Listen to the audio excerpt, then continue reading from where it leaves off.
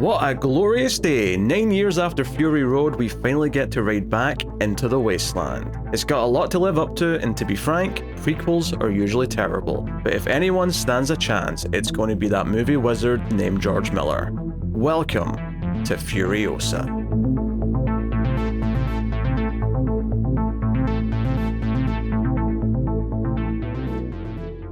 Welcome everyone to the Atomic Cinema Experiment. I am Peter, and joining me as always is David. I come in peace. This is a science fiction movie podcast. We get together and talk about sci-fi movie. It's that simple. And we've got a new release here. Over the course of the last few months, we did all of the previous Mad Max movies. We did the original trilogy. We did Fury Road. And today we have the new release of Furiosa, a Mad Max tale. Is that what the last word is? The Saga. Yeah, that tacked on part just so that the idiots will know it's a Mad Max movie. I'm never going to say it again. I just said it because it's the opening of the review. That's it. It's just Furiosa from now on. I saw someone complaining about the same thing with what was it, Glass Onion, a Knives Out story or whatever it was. Valid complaint. Yeah, where it's just like, believe it or not, the audience is not as stupid as you think they are. Also, in that case, it's especially stupid because I feel like Knives Out was the name of the first mystery, so if you want to do like a little title of that, you'd maybe say, oh, it's a Benoit Blanc story or mystery or something. But the executives are like, nobody knows who the hell Benoit Blanc is, but they know Knives Out. Yes. So, yes, Furiosa is a prequel to Fury Road. It's got Anya Taylor-Joy as a younger version of Furiosa. We'll start spoiler-free, of course. We always do that anyway, but especially in this case, it's a brand new movie that's just out. We're recording this on the Sunday of opening weekend, and this will be going out on the Tuesday. So, we'll get into it. Before we start, though, I'll just say if you are enjoying the show, you can hit the like button on YouTube. It helps out a bunch if you do. And you can get some bonus content from us over on Patreon, but I'll tell you more about that at the end. So, obviously, I'll probably keep this very, brief in terms of describing a premise, just because how much of it is considered a spoiler. It's harder to say when you're dealing with a sort of prequel like this, but yeah, Furiosa, we see her as a young girl. We heard some of her backstory in Mad Max Fury Road. This movie kind of does those beats. It pans that out, and it's kind of her journey to becoming the character she was in that movie. So, other than the fact that she is basically taken from her hometown, her sort of idyllic kind of sanctuary, her tribe, that was heavily talked about in Mad Max Fury Road. I don't want to say too much about where it goes, even though obviously if you've seen Fury Road, you'll probably have a lot of endpoints in mind of where it's eventually going to get to. We'll save all that. I mean, I think we can talk about a lot of this without even discussing a single lick of plot, to be honest, because there's a lot to, I think, get into with this. So, okay. Well, that's a lot to live up to, because Mad Max Fury Road came out and basically stunned everyone with how good it was. Arguably the best in the series. Many people feel that way. Some people still argue for Road Warrior, and I can understand why. Makes sense. But a lot to live up to, and frankly, unless I'm forgetting something, there's never been a good movie prequel in the history of cinema. So, although someone did argue with me on Twitter that Prey should count, and technically, on a technicality, they've got me there. However, I feel like that's more a case of, especially if they keep doing them, where it's like, oh, we're going to do feudal Japan Predator, and we're going to do this Predator. I feel like at a point it's just, it's just kind of like just because it's set before the original film, technically, it's not really a prequel. It's not like they gave us a young Arnold and said, okay, this is how Dutch became Dutch, or that some bullshit like that. It's not that. That's like saying Braveheart is a prequel to Blade Runner. Technically they happened in the same timeline, but we don't interact with the same characters or anything. I mean, to be fair, at least the Predator itself is a stronger link than those two. But that's still just a race of aliens. We're a race of humans. Sure. Just saying that you follow random humans throughout. Sure, I agree. I wouldn't really consider Prey a prequel to Predator, but on a technicality, I guess it kind of is, but not in the sense where it's actually setting up story beats for the most part. There's a couple of references and wink, wink, nudges, but not much. But this is a prequel. This is absolutely a prequel to Mad Max Fury Road. So, a lot going into it to live up to. Yeah. David, how did you feel about Furiosa? I liked it. I want to get that out the gate. I did enjoy this. As I'm sitting through this and watching it, I find myself engaged with the characters. I like the plot. I think the part that amazed me the most about it is that whereas Fury Road was very much like, I don't know, 3 days, like it was barely any time passed at all. This is very much an examination of Furiosa's entire childhood, like everything leading up to getting into Fury Road itself. And I don't think that's really been done in a Mad Max movie up till now, like a long form, anything that lasts over the course of like a week or so. It's big time jumps in this, yeah. Yes, absolutely. So I appreciate the change up to it. I think they did very well in that. I'm going to say Chris Hemsworth, very surprising performance, blew me away in this. I really enjoyed his character here, just mainly because I wasn't expecting it from him. All in all, it felt like a great expansion to the Mad Max universe. I really think that they had this idea fleshed out before going into Fury Road because it all just felt so natural and so interwoven nicely. My only critique with it is the fact that Fury Road, because they are leaning so heavily on it, it's standing like right against it, and it just kind of pales in comparison. It doesn't have the same sort of striking visuals. It doesn't have the same like perfect pacing to it that we were saying Fury Road had. It's good on its own, but the moment you compare it to Fury Road, you can immediately see these cracks and flaws to it. Yeah, I liked it a lot. I think I was also really into the character story. I mean, it took a little bit to get going. It does have a slow wind up as opposed to, whereas Fury Road, like immediately you're into the premise in the first 10 minutes and like that's it. You're just into it. It's simple. It's easy to understand. This is more of a saga. As much as I do think that subtitle is a bit clunky, the word saga actually makes sense. If they called this just the Furiosa Saga, I'd be like, yeah, that actually works for this movie because it has chapter headings and it makes it feel like it's this big odyssey of a character. Yeah, no, I think the action's phenomenal again, with the slight caveat that there's more green screen and CG in this. I still think it's exceptionally well directed though, and I think there's two major action set pieces that are extended, they're long, and they're fantastic. And some, like, it's almost like, especially since at least one of them is still in a similar kind of situation to what a lot of Fury Road is. I really appreciated the fact that Miller and co really went, okay, what else can we add to this to make it very different to anything that was in Fury Road? And they've thought of some things. I won't spoil them, but they thought of some things. So, without spoiling them, remind me that I had a Star Wars quote go through my head, and I think you know the one. So action's phenomenal. I think I really get into caring about Furiosa as a character in this. I think it probably the most impressive thing about it, especially given how much I typically hate prequels, is that most prequels, they do all the wink wink, the nudge nudge, everything has to tie into stuff, and they spend a lot of time typically answering things that did not need to be answered, that did not need to be expanded upon. Now, Mad Max Fury Road didn't need an additional movie, but my feeling by the end of this is that it actually enhances Mad Max Fury Road, because it fleshes out some of the things you got a little bit of in that movie that are actually quite interesting to see operating in a different way. And, you know, I'll just, like, we get a better look and understanding of Gastown, of the Bullet Farm. I was trying to think of the name of the other one, right? And just what that system was before, you know, came to a head in Fury Road. I think that stuff is actually a really interesting expansion that fleshes things out.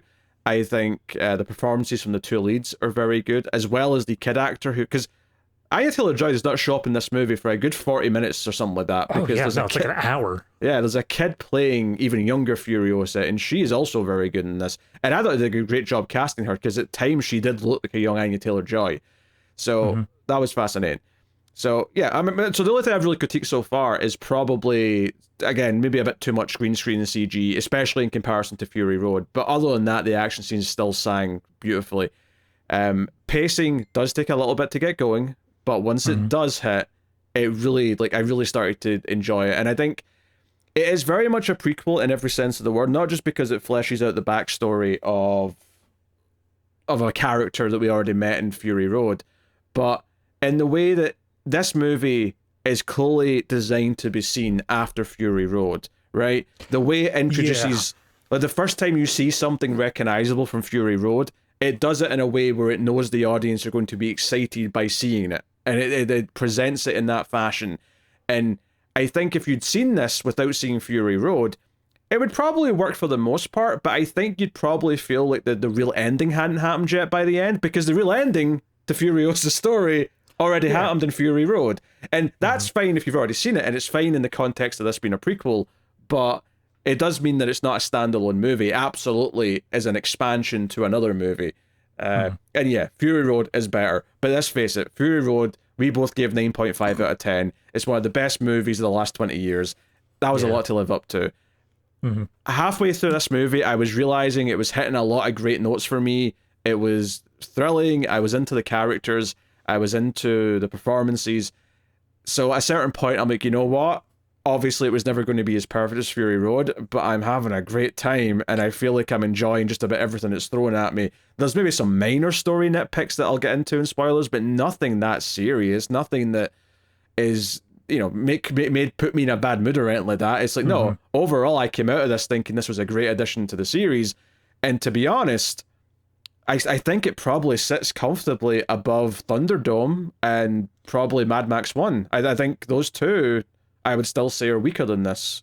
Yeah, I mean, I would have to go through and watch Thunderdome again. I do remember it having a lot more problems to it. I think what really strikes me now is that post Fury Road, it feels like George Miller's vision for the Wasteland has been fully realized. It feels like that he's finally fleshed out everything that he wants, and he's able to put it all on screen. It's fine, like the technology has caught up to his idea that he wanted to do here.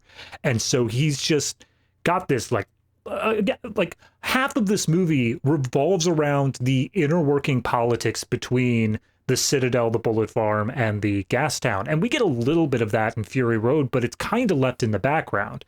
This is really diving into it for like a decent part of the movie as to how these things play together. And it just feels like this is kind of what George Lucas was trying to do in the prequel trilogy. Like, he had the ideas of, here's how we got to this situation. Here's like all the inner working politics, but it still makes it interesting. It still makes it engaging. You still understand this larger world even through this smaller lens. Yeah, but here's the thing, though. The reason why it works here is because it's constantly using it to advance plot and advance character. It's constantly using it to drive a story of some kind, as opposed to just being, oh, I've thought of all this mythology that I want to throw in here. You know, like, the character still comes first. Furiosa is still the central focus of the story, every single beat of the narrative. And while you get to see a lot more of that stuff, there are certain points where it kind of falls into the background and we're more focused on Furiosa, especially later on in the movie. And it's the right choice. Like, I think that stuff is really impressive. So I think this movie kind of did the impossible in making a compelling prequel that even the one or two things that you knew had to happen at a certain point, they actually kind of did some interesting things with it, so that it wasn't just about the, oh, we're waiting for, like, oh, when's she going to lose the arm? When's she going to lose the arm? Right? Yeah. Like, it's very easy to just be like cock teasing that the whole movie because they know the audience is waiting for it to happen. But I think they do something far more nuanced with it that makes it more symbolic, that made me excited in a sort of like kind of a different way. I'll talk about, I don't want to say anything what it is. It's all spoilers. I mean, I was in the same exact boat there, but I think this movie took it a step further for me, is that they felt like they were broadcasting a certain thing was going to happen at certain points, and like several certain things, honestly. They were setting up multiple different paths. And so when it finally does happen, it caught me off guard. Like, it was something where I was never able to get a full lock on this movie, because much like Fury Road, I said it during that review, I'll say it again here, George Miller's a freaking wizard. Like, he comes into this, he goes into these projects, and everything that I know about modern filmmaking and all the patterns that they've fallen into and all the reliable tropes and all that stuff, he just completely ignores. And he just does his own thing, and it manages to come out fantastic on the other side. And I still don't know how he manages to pull that off. Yeah. I have seen some people where the more reliance on like sort of more traditional, when I say traditional, more modern like CG and green screen like style filmmaking is a big problem for some people. I've also seen some people say they don't like some of the story beats and think some of it doesn't make sense. I will fight them on that and disagree with that one. I think the being disappointed that it's not as like practical heavy as Fury Road, it's kind of like, I get it. When I first saw the trailer, I was like, oh, this feels like it's relying on, because you could see it in the trailer. You could see that it wasn't quite the same way that Fury Road was. But I think I'm almost glad that I got that little disappointment out of the way with the trailer a few months ago, because it meant I just went into the movie like, okay, right, I know that's there. I can just come in and like enjoy it as a movie now. I can just come in and see what the story is and all the things that it does have to offer. And what it does have to offer is, by and large, an extremely engaging story of Furiosa. And I think one of the things as well is that it doesn't try to overcomplicate things with her. Yeah. I mean, hell, like the character of Furiosa has maybe, actually, you know what? She probably has a very similar amount of dialogue as what Max did in Fury Road. Is she does not speak a lot. It's very select. Sometimes there's reasons for it, and sometimes it's just she's quiet. But like, you know, that's the way it pans out. I think trivia put this at 30 lines was the official count, but I don't know what constitutes as a line in certain aspects. Yeah, is it a long run-on sentence? Like when are you counting? Is it just when she stops speaking and lets someone else speak, or there's like a long enough pause, or are you actually saying, no, this is the end of a sentence, so this is the end of a line? It's anytime she needs to inhale. That's the end. Yeah, so I think there's just a lot of little smart choices like that that, you know, because for whatever reason I think I went into this expecting the Mortem Joe and like all that stuff that was more directly tied to Fury Road. I was expecting that to not show up until really, really late, and it was going to be mostly other stuff. But you actually get that maybe sort of end of Act 1 where it kind of comes in, and I was surprised by how much they were fleshing out that sort of mythology that was already established in Fury Road. Yeah, I mean, honestly, it's a strange structured movie in the fact that if you are going in for it just for, okay, I want to know all this stuff going on in the Immortan Joe, like the Citadel, the War Boys, stuff like that, you're going to get it. Like, you absolutely get more backstory in that. If you want backstory specifically related to Furiosa and how she came up, you also get that.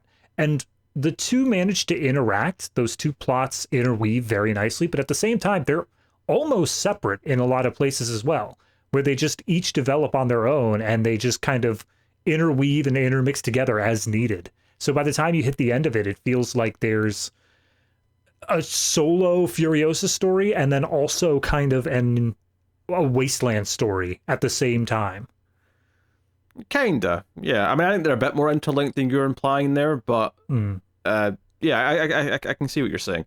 It's also interesting, this is the only time in the franchise where Miller has directly carried anything from a previous movie other than Max himself, because you know, remember, you know, we talked a lot in like Thunderdome how that actor from 2 came back but he was a different character. Like, that was how disconnected all the movies were being, other than Max himself. It was just kind of like, oh no, everything in the world is effectively reset. It's maybe further along in the apocalypse, but otherwise everything's just kind of reset with new characters. This is the first time where it's like, no, we're going to flesh out some of the like I say, mythology of what we set up in the previous movie. And I think it is probably a case of, oh, he developed a lot of this stuff for Fury Road and said, oh, this is actually quite an interesting thing. And I think even rewatching it again for the show, like a month ago, whenever we did that, I found myself going, oh yeah, I'd forgotten like they set up this Gastown stuff and the Bullet Farm and this idea of the trinity of like bases and like they've all got deals with each other and whatnot. And I was like, oh, this is actually quite interesting stuff. So it was actually kind of fascinating just getting to see a little bit of inside either of those places, because you never actually go inside either of them in Fury Road. No. You see some of the people that come from them, but you never hear or see like, you know, what it's actually like. It's treated the same way as all the other biker gangs and such in the previous Mad Max movies. They're there. You get that they have a hierarchy and like a system to them, but they are left mysterious to the viewer. We don't get that sort of backstory. Yeah. This is the first time where we dive into it and we say, like, no, if society fell in the way that the Wasteland said it did, here's how things shook out, and here's how we got to this point.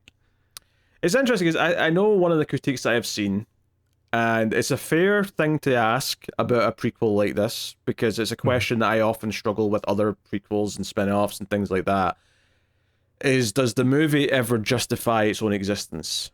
And I know that's a kind of a big question, and some people would argue, why does a movie have to justify itself? Well, when you do a prequel, does it just exist to reference and make people think of the other thing that it's connected to? Right. And I think the quality here is much higher than that. But I was sitting, the last half hour or so, I was thinking about this question in my head. I'm like, well, does this actually tell a story that feels like now, I don't know if we needed like a backstory to Furiosa necessarily, but I will say I enjoyed seeing it, and I did enjoy the expansion of the world, but is it much more than just a good, solid expansion? And I think where I'm coming down on it is that the action is so goddamn good that it existing as an excuse to have some of the fantastic action sequences it has is maybe enough for me. Although, notably, that is what makes it a step down from Fury Road, where Fury Road is just a complete story from start to finish. This is is absolutely an expansion, a prequel, whatever you want to call it, to that movie. But it is a very well-made expansion to that movie. Oh yeah, I feel like this is a complete story though, because if you replaced Furiosa, if you said that this movie was just about someone else in the wasteland and they interacted with like Immort and Joe, they were in that same sort of community or whatnot, but it took place at some other just nebulous time, but it wasn't specifically Furiosa, I think there is a full character arc here. I think you get a full development of how a person changes over the course of time and like how they come to different choices and such. I think there is a full story here. It's only because it's Furiosa and we know there's more to the story afterwards that we don't feel like it is fully complete, because we know that she ends up at a different place. I disagree with that. I disagree with that because I think well, I can't even say it's spoilers, so no, but I disagree with that. In that case, if you can't give your reasoning, I don't accept it. I'm right. No, I think that's ignoring what what the character wants, and the fact that because it's not like she goes through a character arc where she decides not to want the things she wanted before. It's just that the thing she wants ends up not happening till Fury Road, and that ultimately means that the story is somewhat incomplete in this movie. You can't have it exist on its own without Fury Road. To the point where this movie, for the opening titles at the end, shows clips of Fury Road as a little like, hey, this is what happens next. Imagine you hadn't seen Fury Road and you saw this first and you thought, oh, I'm going to go see Fury Road now because that made me excited. And then the credits just start spoiling everything. I mean, to be fair, it's like 3-second long clips. I don't think you really spoil everything from that. It's the principle of the matter. That's all I'm saying. I get what you're saying. I mean, I want to argue my point a little bit more, but I'm in the same boat as you, is that it would be spoilers. Yeah. So, well, save it for now. I will say music's solid enough, but I never felt like it had any memorable big themes like the way Fury Road did. So that's maybe my other negative, I would say, is that. I'll give you that. There was a point during one of those big action set where it started doing the strings from Brothers in Arms, but it never went to the melody. And I'm like, God damn it, you can't tease. That's what got me, because I was sitting there, I was like, oh, it sounds really familiar. And then it just never quite hit. And I was like, boy, I could really go for exactly that same song I've been listening to on repeat for a while. I thought they were saving it. I thought they were going to build up to it and hit us with it in the third act, and they, George, you bastard, you didn't. I mean, isn't that a thing we've been bringing up, though, is that throughout the entire Mad Max franchise, there really hasn't been a theme. Like, there isn't one singular Mad Max theme. It's just kind of a changing thing throughout. The difference is, though, is that Fury Road has a couple of tracks that I do actually want to come back. That's the key difference here. Yeah. Tale of Joys is good. I swear, I don't know if they actually did this. I don't think they did. But there's a couple of moments where I could have sworn that they actually got Charlize Theron to voice like a line or two. And I don't think they did. I think there's just a couple of lines where I'm like, oh, you just sound like her. You just sound like her, which is impressive. Yeah, I mean, entirely possible. Chris Hemsworth is very good. Obviously, he's got his big schnozzle, his big prosthetic nose. It took me about like 10 minutes to figure out what was going on. Like there was clearly something different about his face, but I just couldn't place it. And then at one point he like scrunched his eyebrows down, like he furrowed his brow, and his nose didn't move. I was like, oh, that's it. That's what's wrong. It's his nose. Yeah. Lady and gentlemen, that line was in the trailer. So he speaks so nasally. Like he got the prosthetic nose, and he's like, I'm going to lean into this 100%. He's an interesting character in the just in the sense of like how he fits into everything, and we'll talk about that in spoilers. But I did think it was interesting how he became kind of this like, because they knew, okay, Immortan Joe is a thing from Fury Road. We're going to see him again. We can't just have the new villain be like Immortan Joe the second. It has to be someone who feels very different, and I think they succeeded in giving us someone who feels very different. So and it brings a whole new vibe. It's something that hasn't been done throughout the Mad Max series before. Like every time that we're introduced to characters, they are of a very specific type of warlord, and this is a very different type. Yeah, Tom Burke's a major character. We'll save who he is for spoilers for the most part, but I thought he was solid enough in his role. He reminded me of God, I'm gonna blank on his name now, but the main dude from Reservoir Dogs. Not like the main dude, but like Tim Roth? The guy who cut off the ear.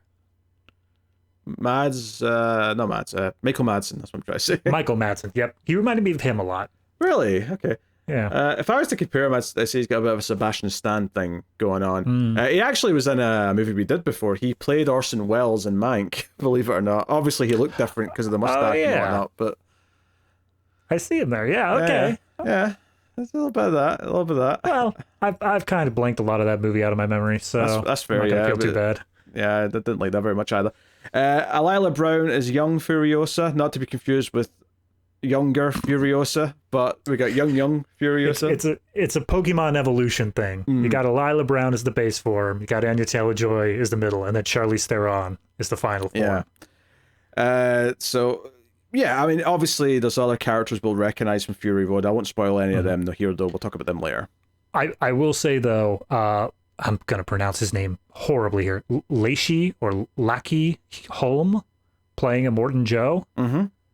That's not the same guy. That's a different guy. Which makes sense. He's maybe younger. But he is so just owning that role. Like, he is 100% Immortan Joe here. Yeah, he's a bit more spry, but he's got the same mask, same hair, all that stuff. Yeah, and it's easy with all those prosthetics to like hide behind there, but I feel, because again, the only way Immortan Joe was really acting in Fury Road was the eyes and the menacing voice, and I think he got both of those spot on. Yeah, here he walks about a bit more, which again makes sense. It's meant to be 15 years, give or take. Well, more than that when you first see him, actually, but like, yeah, even in the later part, it's like 15 years before that movie. So... yeah, we'll talk more about some of the casting characters once we're in spoilers. But that's more or less everything I think we can say in spoiler-free, I would say. Yeah, I'd say so. There was one thing you brought up earlier on that I agree with, but I'm really curious how this would play if you watch this before Fury Road. Because it does feel like it flows once you hit the endpoint, as long as you stop, as soon as the credits start. It feels like it leads right up to it, and you can just roll right into the next part with no problems. And if anything, it would make it so that Fury Road is less of a Mad Max movie and more of a joint, just like, here is the Furiosa, like, double-length saga. I get what you're saying. It's just all of this. I get what you're saying, but I'm going to be mean here. I think this is the simpleton way to think about this. Because this is what people always say with prequels. Oh, I'm going to watch the Star Wars prequels first. I'm going to do it in chronological order. No, those movies were made with the idea that you already care because you've seen the previous movies first. This movie, that's what makes a prequel a prequel. This is absolutely a prequel in every sense of the word. It expects you to react to certain things because you know things from that other movie. And that's how this works. I'm not saying that it's like a good idea or anything. I'm just curious how well it would work because it feels differently structured than a lot of other prequels. Because I agree with what you say that a lot of prequels exist on the concept of just getting the wink, wink, nudge, nudge out. It's just doing that. I don't think this falls under that. I think this is built in a different way, and I'm just curious how it would structure as just one long continuous thing. Well, I think the way it's done differently, and this is maybe the best way I could put it, is that it's not wink, wink, nudge, nudging just because you go, oh, hey, I recognize Sting. Everything this movie brings up from Fury Road, everything then becomes a part of the story and part of the main, nothing's just brought up for a quick reference and thrown away. No, once we see Immortan Joe is now a factor for the rest of the story, and it's a big factor for the rest of the story. Once we see the Citadel or anything else we recognize, it becomes a big part of the rest of the story.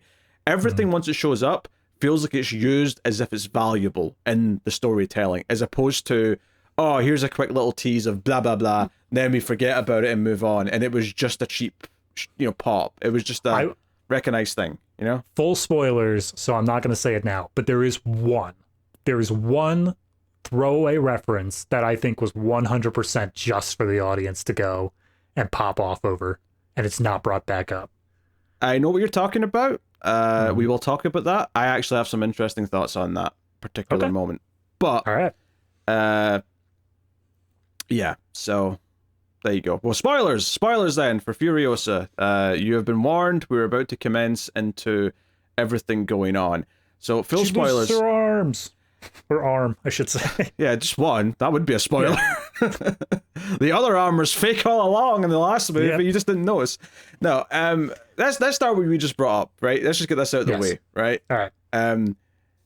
There is technically a Mad Max cameo in this movie, right? Although it's from behind, I don't even think it's Tom Hardy. It's probably just I think it's a stunt double from Fury Road. Right? And it's basically recreating the opening shot of Fury Road, where he's standing next to his car on the top of a hill or dune or whatever, and although here he's eating some food out of a can, which is a very Mad Max thing to be doing. He was doing that in Road Warrior, right? It's a very classic Mad Max kind of thing. It's clearly dog food. Right? I think what's so interesting about this, because if you told me before I saw the movie, there's going to be a quick cutaway where Mad Max is just sitting up there eating some dog food and whatever, I'd be like, that feels like a bit of a cheap pop.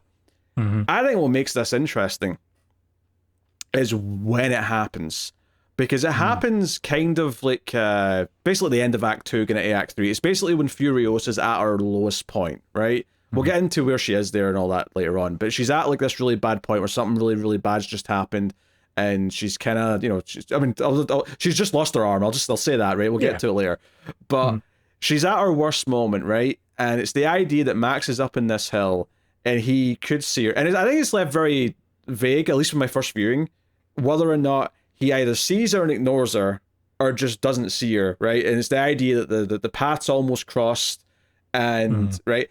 I think what I like about this, just because of where it's inserted, is this idea that, he was this stranger who's going to come in and he's going to end up helping save the day because that's who Max is, and that there was actually a chance 15 years ago that he might have done that in much earlier. He might have stopped a lot of this stuff much, much earlier in the timeline had he just actually crossed paths with Furiosa at that time.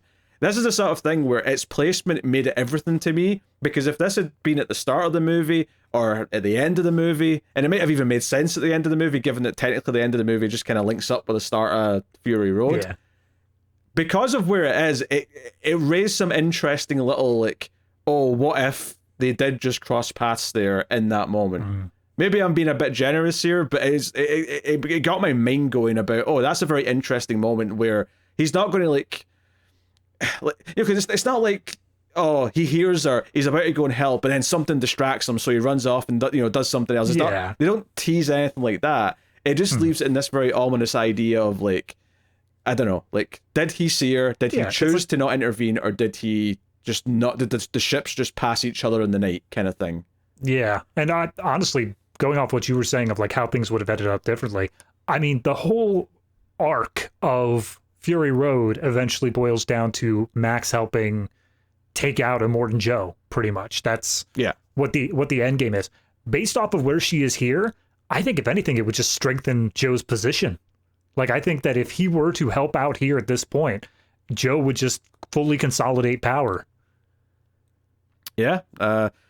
So it's an interesting little moment, and I think it does feel like a genuine surprise when it happens, because it's not, because usually when you get a shitty cameo in a prequel or something, you'll see it coming, because they'll go to a location and they'll be building up to it, and you'll be show you like the wheels and then the engine, and they're gonna like show the whole car and then the boot.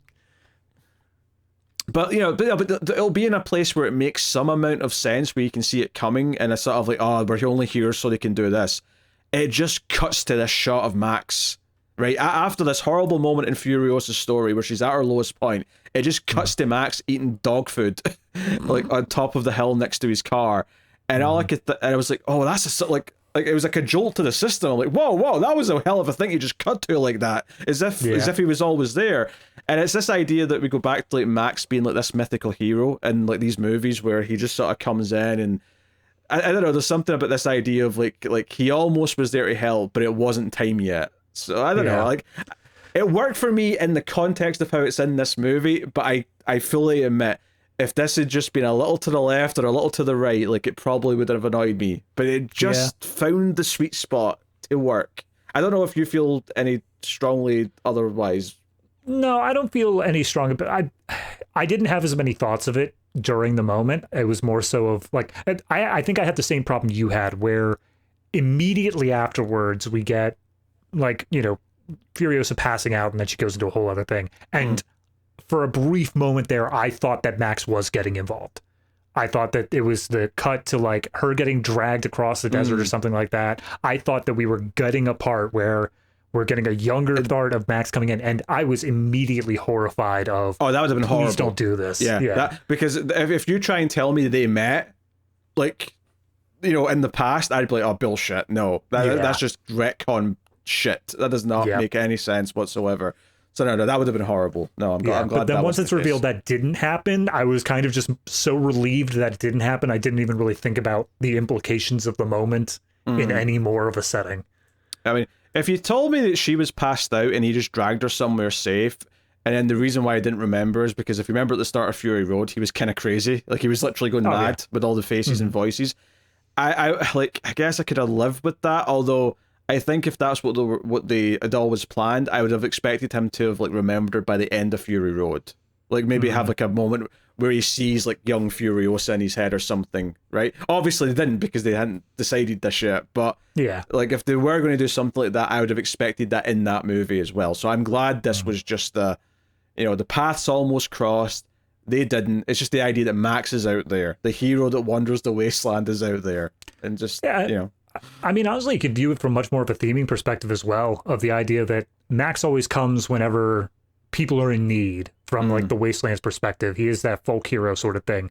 And the fact that he didn't come to her need right now kind of just reestablishes Furiosa as the hero of her own story, that she didn't need someone to come in and save her at that point. She was capable of doing this herself. Alternatively, I could argue that because she's more out for revenge in this movie, that doesn't that's not worthy of the folk hero coming in and helping. Where it's not until she's trying to save people in Fury Road that it's worthy of the folk hero coming in and actually lending his helping hand. Not that Max decides any of these things. I'm just sort of in a large thematic sense. Yeah. The series as a whole. Yeah. So Anyway, let's go back to the start and dig into this stuff. Interesting, the Warner Brothers logo and all that at the start was very similar to the start of Fury Road. I was like, oh, this feels almost like nostalgic at this, but it's been 9 years and they're giving me the same sort of gear sounds and the same sort of rusty looking aesthetic and all that.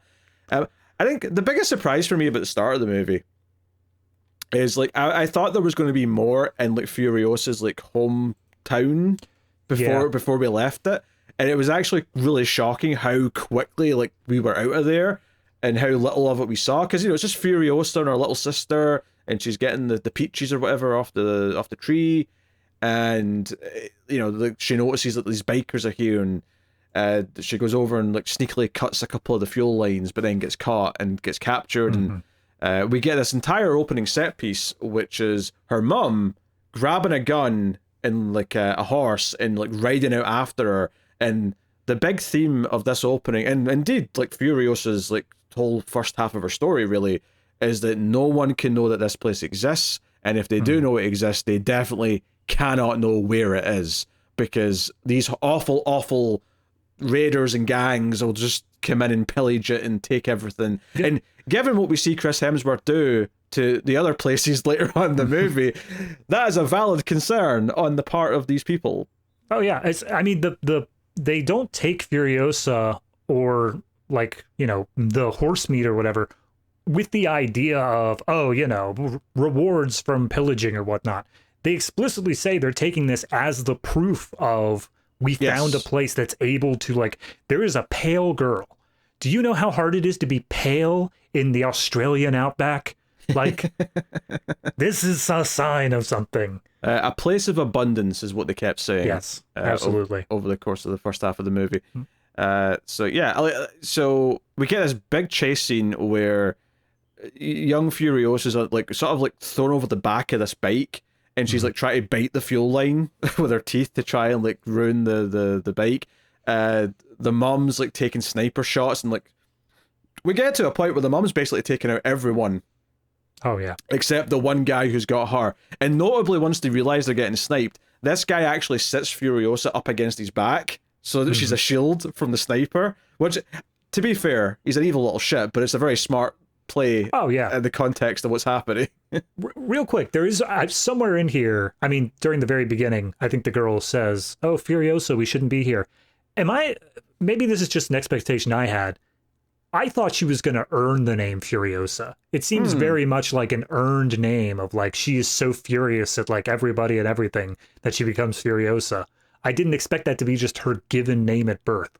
No, I mean, she gets the extra bit right though, because in Fury Road she's like Imperator, that's it. Yep. So I guess that was the earned part. Yeah, it is a weird. I mean, everyone's got a weird name, you know. Like Hemsworth's character's Dementus, like that's. You know, maybe he picked that, but still, it's. I mean, that's one of those things of like we got the certain.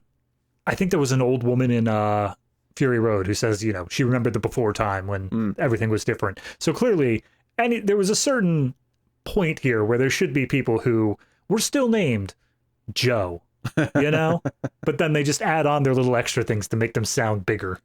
Well, to be fair, the character of Jack later, again, he's got the fancy thing in front of it, but he's still just Jack, like, in the same way Furiosa's Furiosa. Oh, yeah. So I guess, so some people have got...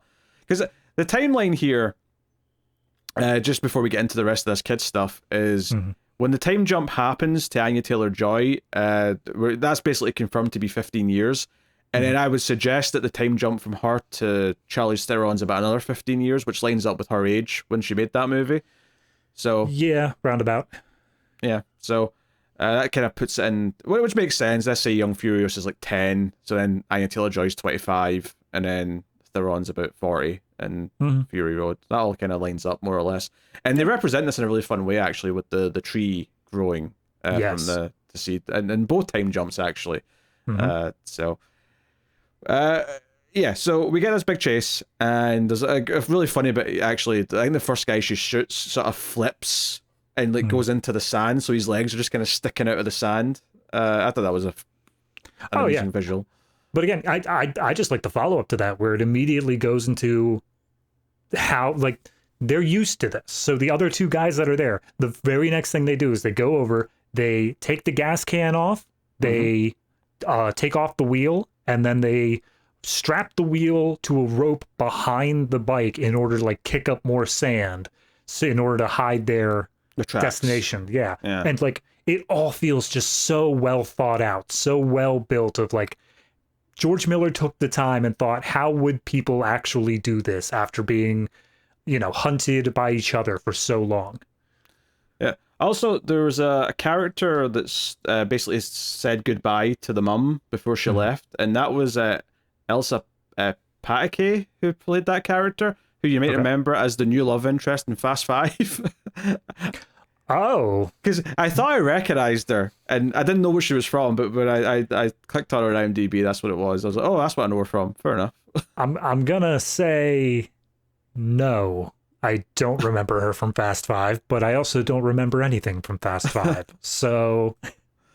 What? That's cinematic masterpiece? You don't remember? Was that the one with the vault going down the street? That was okay. That's all I got. Yeah. So basically, like, the guy's almost at his camp, right? And he keeps saying, I need to get to Dementus. I'm going to be given rewards because I'm going to be the one that tells Dementus where this land is. And this guy with like a missing eye comes up at first, and he's like, hey, like, where's this kid come from? Why don't you tell me? I'll go tell Dementus. And, no, I'll tell him. My mouth, his ear. Like, this is, I'll get credit for this. And of course, the mom's still like on pursuit. She's still taking sniper shots. She still shoots this guy.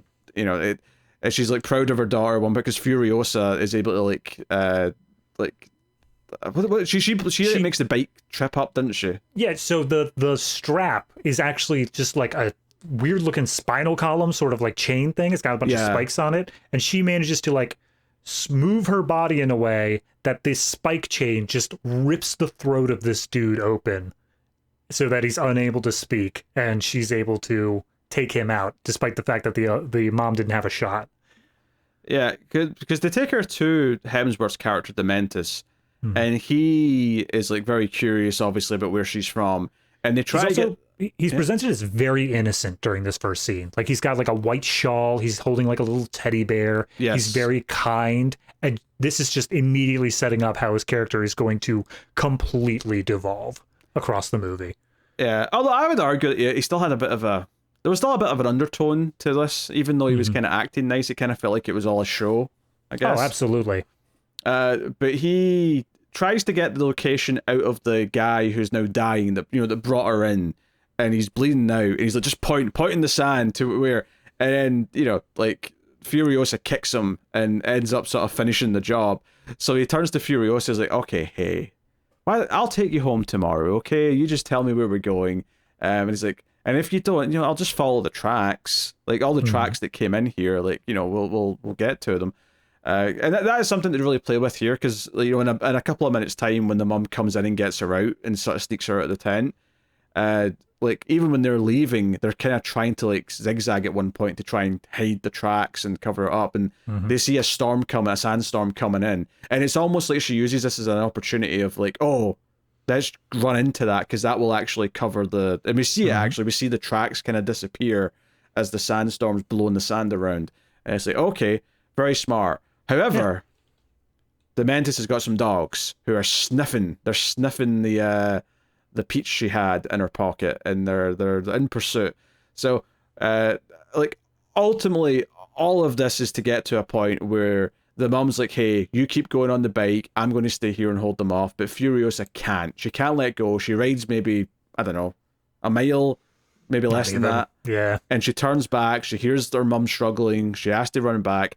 And they burn this woman at the stake, right? Like, they've got her on fire, and she's now effectively been adopted by Dementus. And Dementus wants to know where this promised land is. And it's worth mentioning, she's never spoken in front of any of these characters yet, and she won't for quite some time. So, yeah, it's a big opening. It's all just a big build up to like how her mum dies, effectively. But it does a lot to show that Furiosa is very capable. She's very smart and quick-witted, even though she's obviously far outnumbered and outstrengthed by the raiders around her. And it shows that she got a lot of that from her mum, because her mum's also very smart and very good with a sniper rifle, something that Furiosa also inherits. So it's also setting up, I mean, this really is the number one thing of, she has a blood feud against Dementus specifically. Like, you killed my mother, regardless of me getting home, regardless of any of that, I will get my revenge on Dementus for killing my mother. Yeah, although, to be fair, there is a point in the story later on where it feels like she's willing to let that go if she can just get home, and then Dementus re-ups the revenge motive.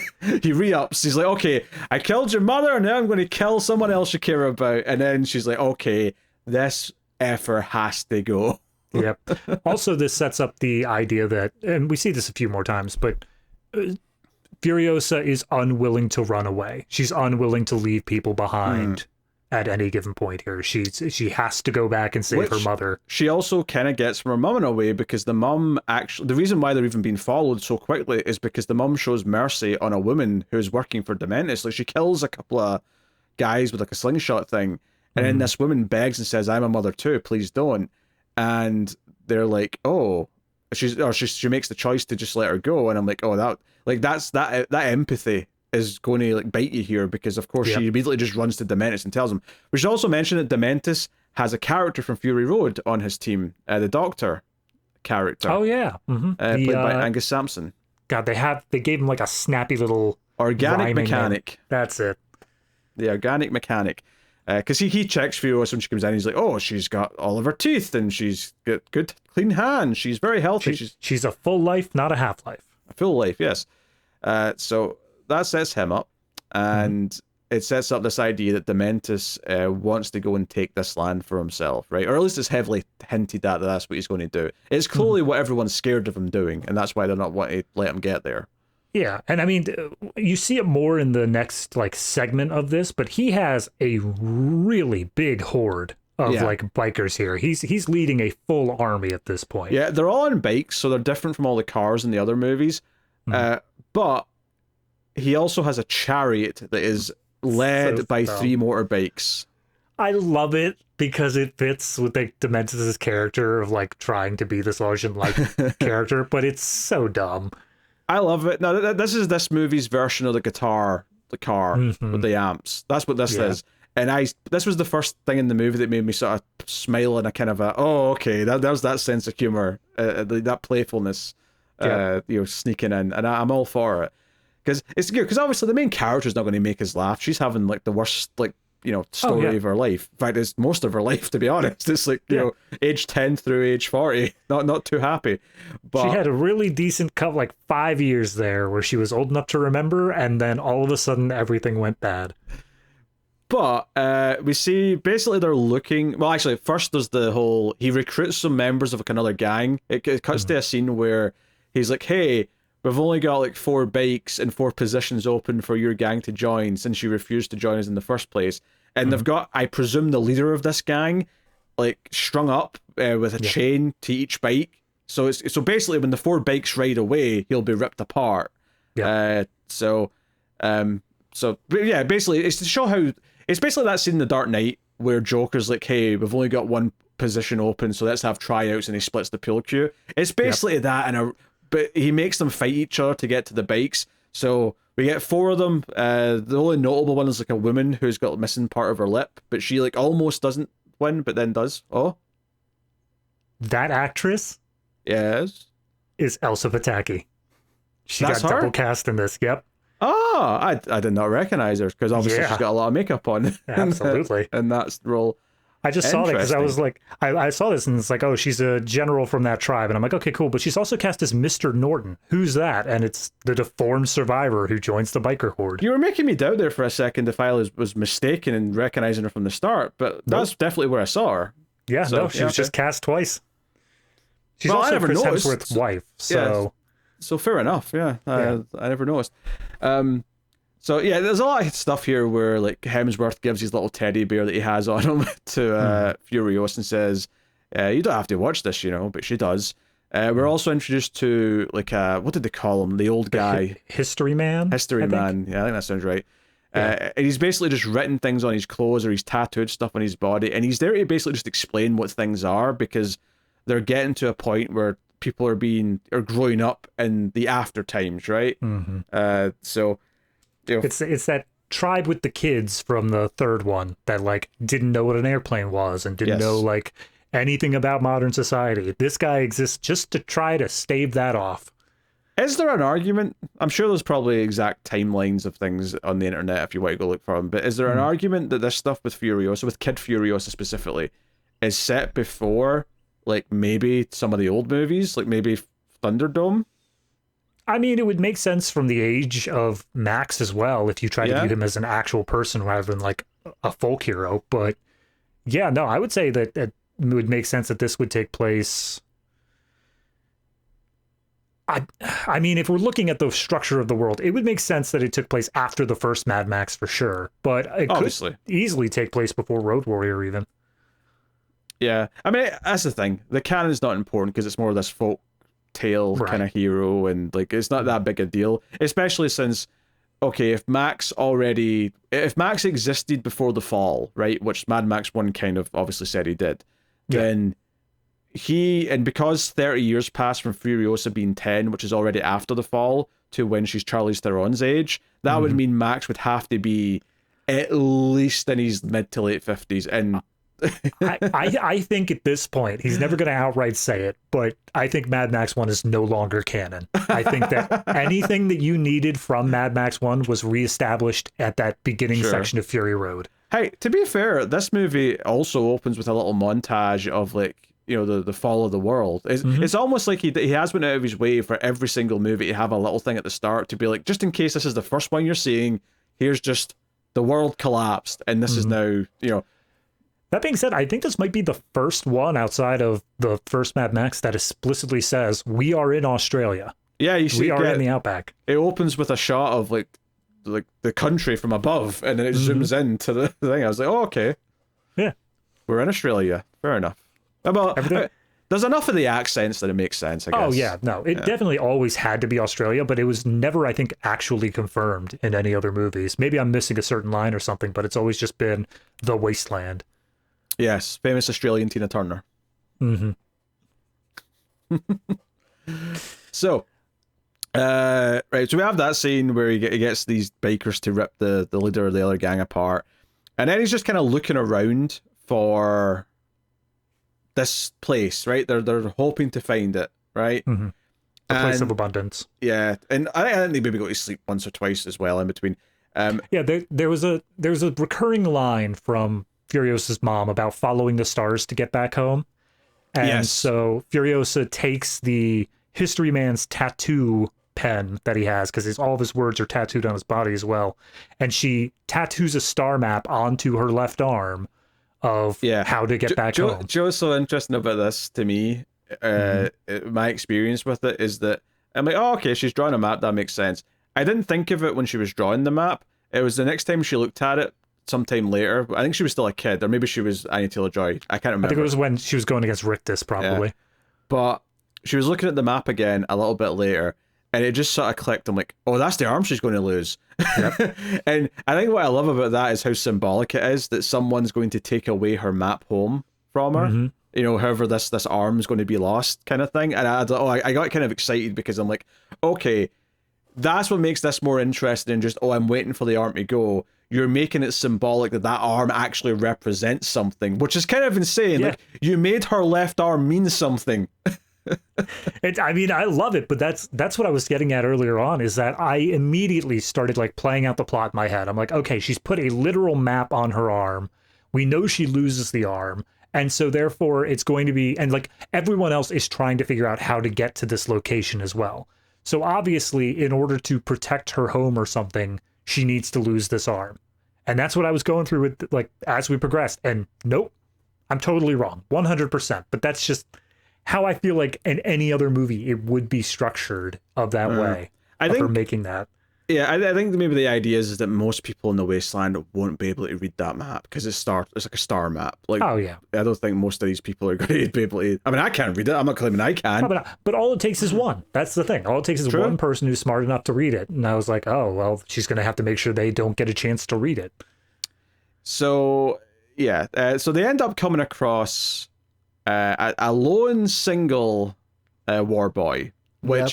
And this is one of these moments where this is definitely a prequel, and I don't mean this in a bad way, because it is exciting when you sort of like just see a little bit like behind you, like, oh wait, he's painted white, and the camera comes around, and he's even got the silver spray painted on his mouth, and in fact the first line he has is, "Are we in Valhalla? Am I in Valhalla?" Because he's got like an arrow sticking in his head, so he clearly thinks he's dead, and he's like, "No, you're not in Valhalla." Everyone's just like, "What the hell's a Valhalla?" But. Of course, he starts talking about his own place of... Well, there's a bit of a joke first, actually, where someone says, oh, there's a place of abundance. And he's like, what's abundance? He's like, oh, it's a place where things are plentiful. You accumulate a massive things. Like, what's a massive things? Or whatever. What's plentiful? It's plentiful. And eventually Chris Hemsworth just butts in and goes, they have lots of nice things.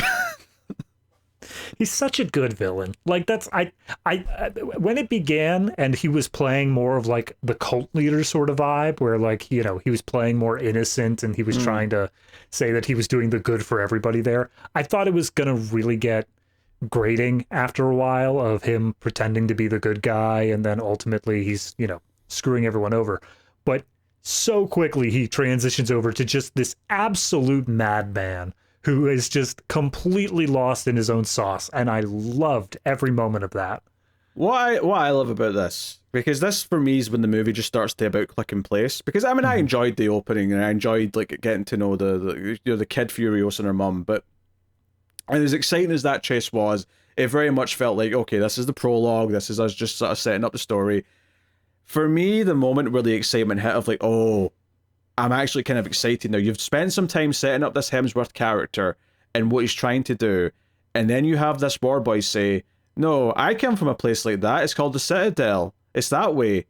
And I'm like, oh, Hemsworth, Dementis is going to go and he's going to like come face to face with Immortan Joe. I mean, the actual face to face, like literally up against each other is a little bit later, but just the idea that he's going to go to the Citadel and think that he can take it over, because we already know Immortan Joe from Fury Road, and we've set up this guy from this movie, and I'm like, oh, this is how they're doing this. They've given us a new villain, and obviously, Immortan Joe is never a good guy in this movie, and you're never rooting for him. He's still Immortan Joe, but you have these two villains now that are going to clash against each other, and there is part of you that's like, oh, Immortan Joe's going to eat you for breakfast, sunshine.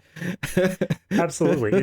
This movie does a fantastic job of like almost making you forget how bad Joe is in the second movie, or at least downplaying it slightly, so that way when it comes time of, you know, that Furiosa has to like take a side or whatnot, and it's always going to be against Dementis because she's laid down her blood feud. She's declared revenge. She has personal reasons to just never want to side with him. Right, absolutely. But you still have to make it like, how do we justify that she's going to be willing to work with Joe? And in a lot of ways, she doesn't. In a lot of ways, she's trying to avoid that just as much. But she does end up in certain aspects being like, look, if this is going to go down, I'm going to do it with as much firepower behind me as possible. I think this is the success of this movie, though, is this transition in the story. The way it then pivots into the Fury Road mythology stuff with like going to the Citadel.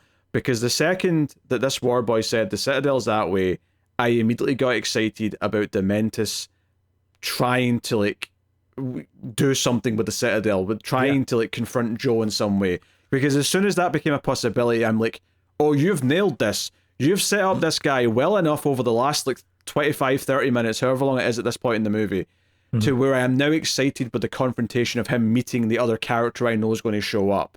And it made that feel, you know, it didn't make Joe's first appearance feel like, oh, here's the cheap pop because we're getting to Joe. No, they come up, we see the big, you know, like, what would you call it? The big... the cliff face? The cliff face, yeah, with the balcony that he speaks on and all that. We see all the evidence of like, oh, this is the Citadel, we recognize it, but it doesn't just feel like, oh, we just cut to Joe for the pop. But, you know, we have him like, calling Joe out. So by the time Joe finally walks out, you've got someone actively come out here, right? I'm about to take your land.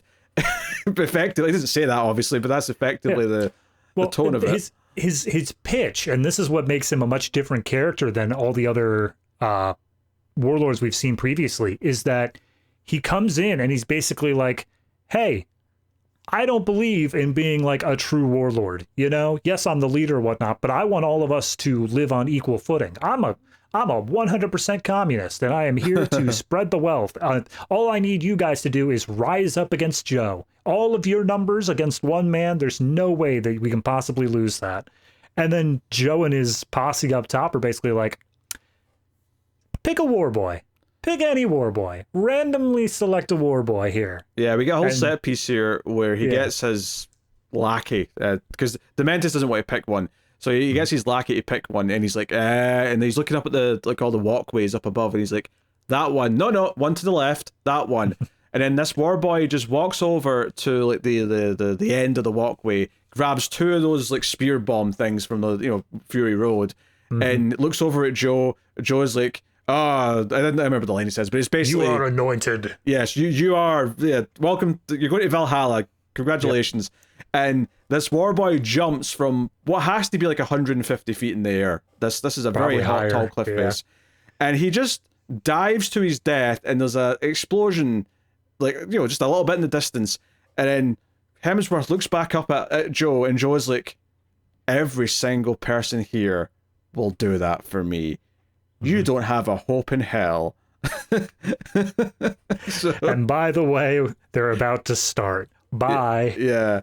So yes, we get like a bit of a fight scene here, and like they try and grab Furiosa. To be fair, Dementis does grab her back, although he kind of sees it. It's like he's adopted her now, so it's a bit creepy in a weird way, but it's the whole thing. I don't know if that's like an adopted thing. Like, yes, clearly he does have some direct drive to like get her, but I can't tell whether it's out of any sort of actual caring about her. I know what you were saying, yeah. Or if it's like, she's the map. She's the one who's going to lead him to... Yeah, I mean, he presents it that way, though. When he's talking to Joe later on, he says, this is my daughter, blah, blah, blah. Mm-hmm. Let's just stop for a moment, though, because we like you said, when Joe first comes out and like talks to Hemsworth down below. Hemsworth's got a microphone, by the way, which is how he's doing all this, this big speaking. We see some other characters from Fury Road here. So the son, who was in Fury Road, Erectus, right? The best named character of all time. Now, correct me if I'm wrong, but was his brother Scrotus in Fury Road? I don't remember Scrotus. I don't think he was. Yeah, I think I was expecting him to die by the end because I thought, he's probably going to not make it, and that's why he's not in like Fury Road.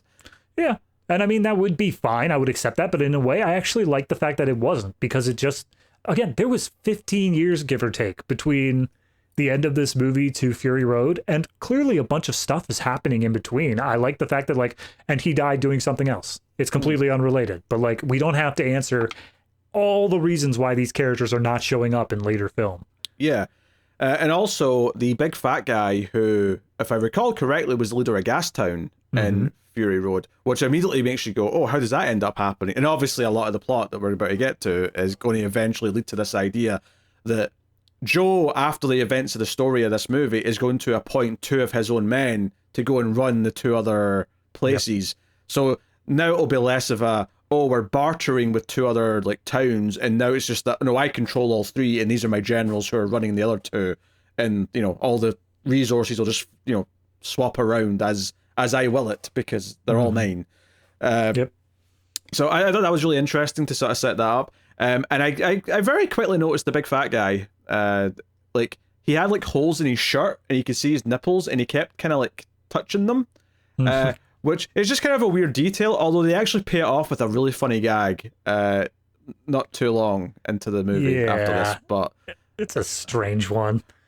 It made me laugh, though. I can't deny. It did. But I just wanted to see the inside of George Miller's notebook of where he came up with that idea. Oh dear. So it's so wild, because I think so much of what I normally hear about prequels is when they start bringing up stuff for reference sake. And I think what makes this so different is that by the time we get to Joe, it's more exciting because it's more about the possibilities of what the story is now going to be and unfolding in this movie. It used the anticipation of seeing stuff from Fury Road in a way where it's no, this is about teasing what the rest of the story is going to be, and therefore all of it has weight. None of it's just a cheap pop, like I said. This is now the direction of the rest of the movie is all about this system and how Dementis is going to shoehorn his way into it. In fact, the very next couple of set pieces is how he starts that process. So yeah, as crazy as Dementis comes off, he is he has some strategic mindset. He is able to, there's a reason he is in charge of this horde and people follow him. If he were just actual crazy, I'm sure nothing would really work out here, but he does have somewhat of a strategic mind where he's able to come up with things that these other people are how the hell did you even think of that? Yeah, so we also get a clarification here that some of the people that are with him are actually another gang that have just kind of came along with his. I think they were called the Modifiers or something like that, which, if I remember correctly, may have also been in Fury Road. No, that's what I was about to say. They are. This is basically setting up who the bikers were in Fury Road, because remember the bikers popped out. They're the ones that were in kind of the pass kind of area in Fury Road. This is them, and for a time here they're working with Dementis. But of course, throughout this plan that we're about to see, Dementis starts willingly killing some of this other guy's men, which probably is what's maybe eroded that partnership. And in short order. But the plan is that they're going to hijack the convoy. Now, it's a different truck from Fury Road because, yeah, it's a long time before that movie, so of course it is. But they've got a truck going to Gastown. And they've just come out of Gastown, actually. They're on their way back. And Dementis' plan is to wet some sand and cover some of the other guys' men in this white sand to look like war boys. And they're going to take the truck, and then they're going to drive it into Gastown and take Gastown. Because Gastown have got this big gate, they're going to get them to open it for them, yada yada. So we get a quick little action scene where they're driving up against this truck and try and take out the war boys. And it's a fun little sequence, but it's quite short because the big one's coming after the next time jump. But this is an alright little sequence.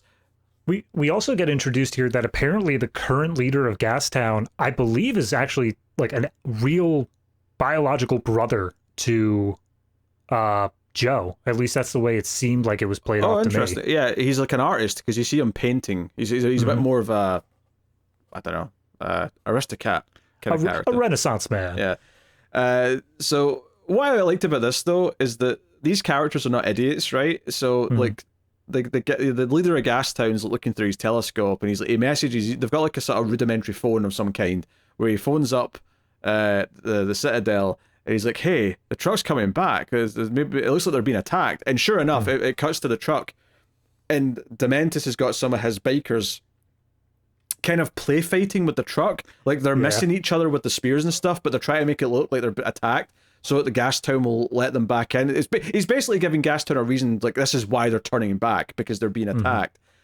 But they're like, something doesn't feel quite right. Don't let them in. It's like, yeah, quite right. And Dementis, again, showing how smart he is like, they're not buying this. We have to make this look more convincing. So he turns to one of the others, goes, make it real. Kill the war boys on the top. And it's their war boys. It's their guys in disguise. And it's specifically the modifiers. Yeah. Like it's part of the other quote unquote gang. Yeah. So of course, the leader of the other gang, after he sees a couple of his men be killed to make this show look good, turns like, you're a bastard. You're a ruthless bastard. So yeah, that partnership's not long for this world, but but it does convince Gastown to open the doors. They're like, oh wait, no, hold on, they're actually dying. Let them in.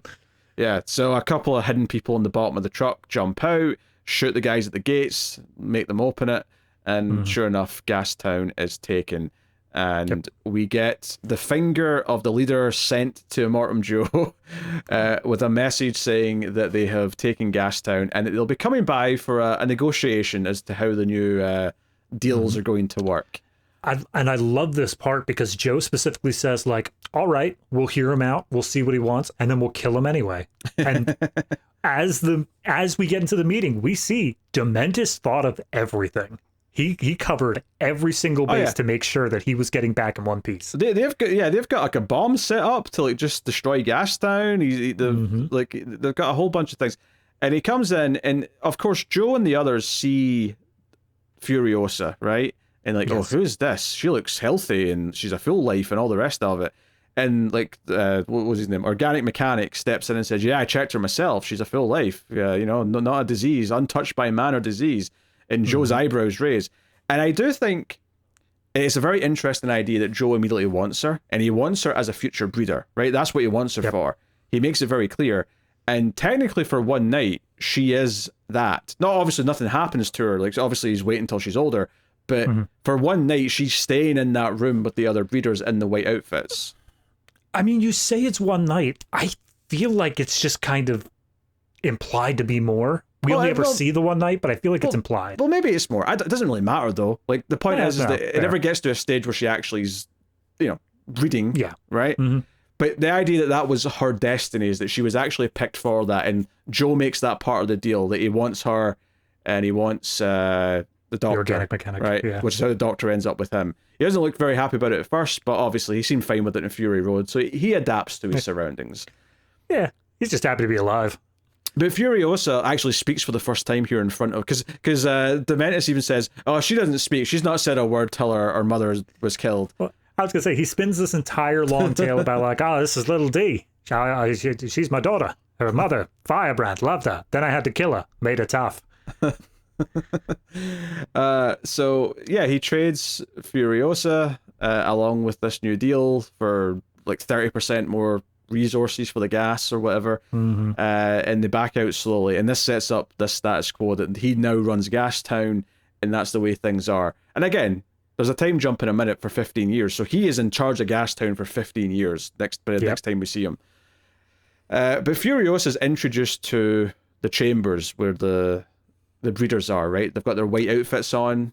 I think a more appropriate term would be called wives. He calls them his wives. They definitely called them breeders in Fury Road, though. Maybe? They did. No, they absolutely did. All right, fair enough.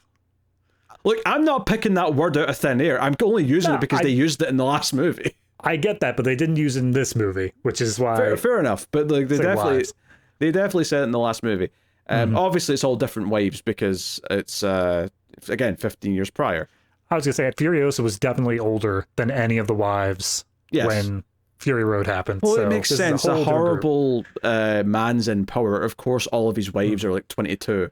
Yeah, but I love how this confirms a little like thought process we had in the last review, which is we get a sequence of one of them giving birth to a child. It comes out horrifically deformed, and they make the point of saying, okay, 3 strikes and you're out. You couldn't provide a son for Joe, therefore you're being moved to be a milker instead. And it answers that question of like, okay, these wives only exist long enough to give sons, and if they fail on that, they move up to become milkers, and that's where the mother's milk comes from.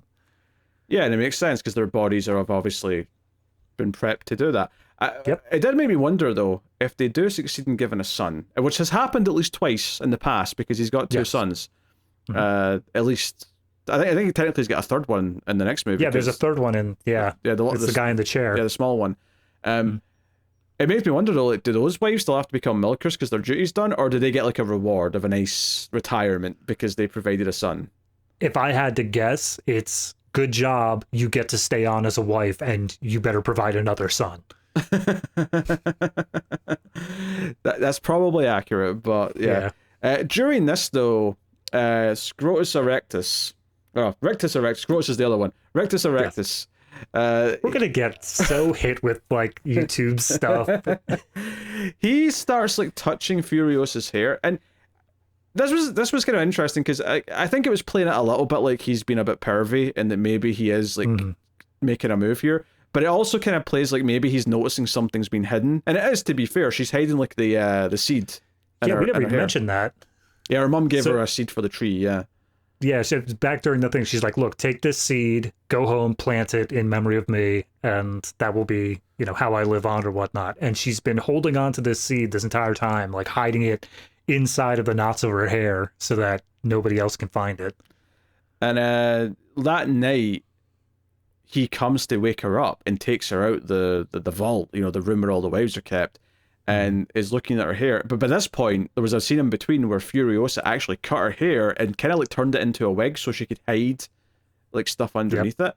And he like grabs that, but she goes running. And this actually took an interesting turn here because I was thinking like, well, Furiosa wasn't a wife in Fury Road, so how did she end up in the position she was in?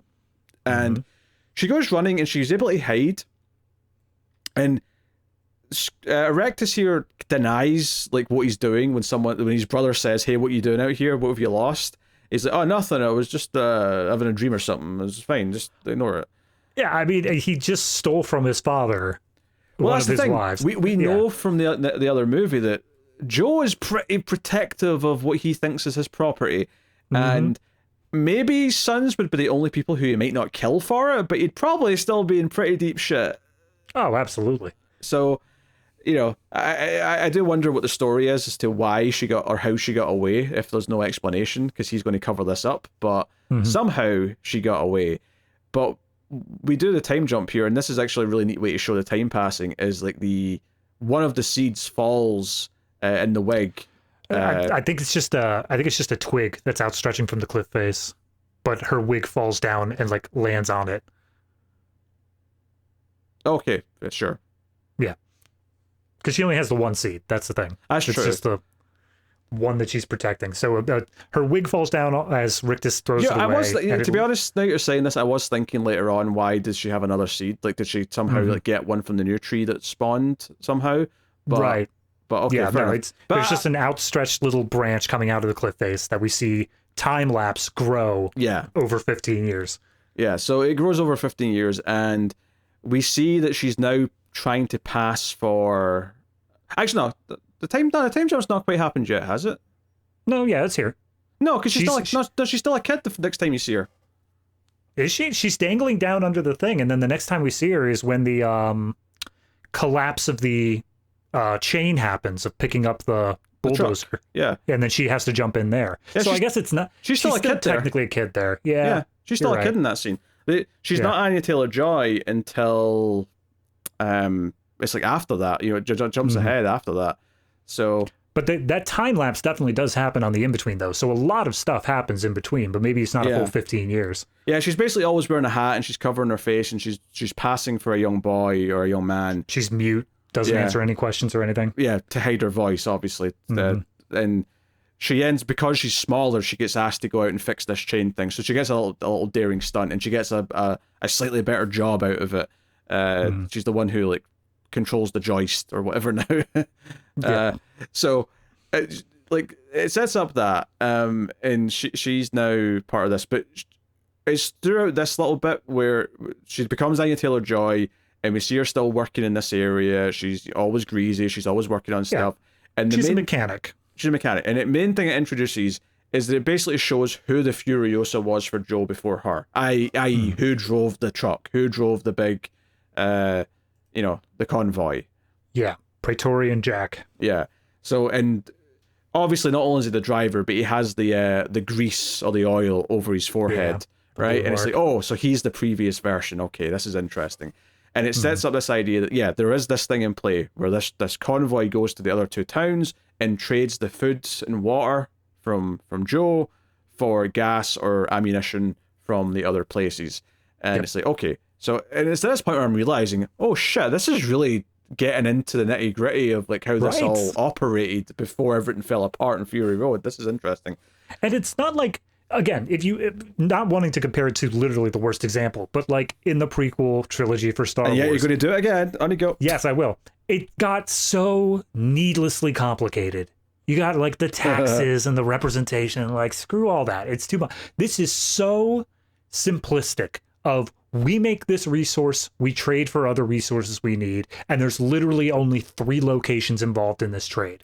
Like it is so incredibly basic, but it just feels like it's elaborating so deeply on it because you get to see it happening over the course of the movie. And notably as well, like it has like title cards come up for each of the places. Because maybe it first shows Gastown. I think it's when obviously Dementus first goes in there when he's taking it over.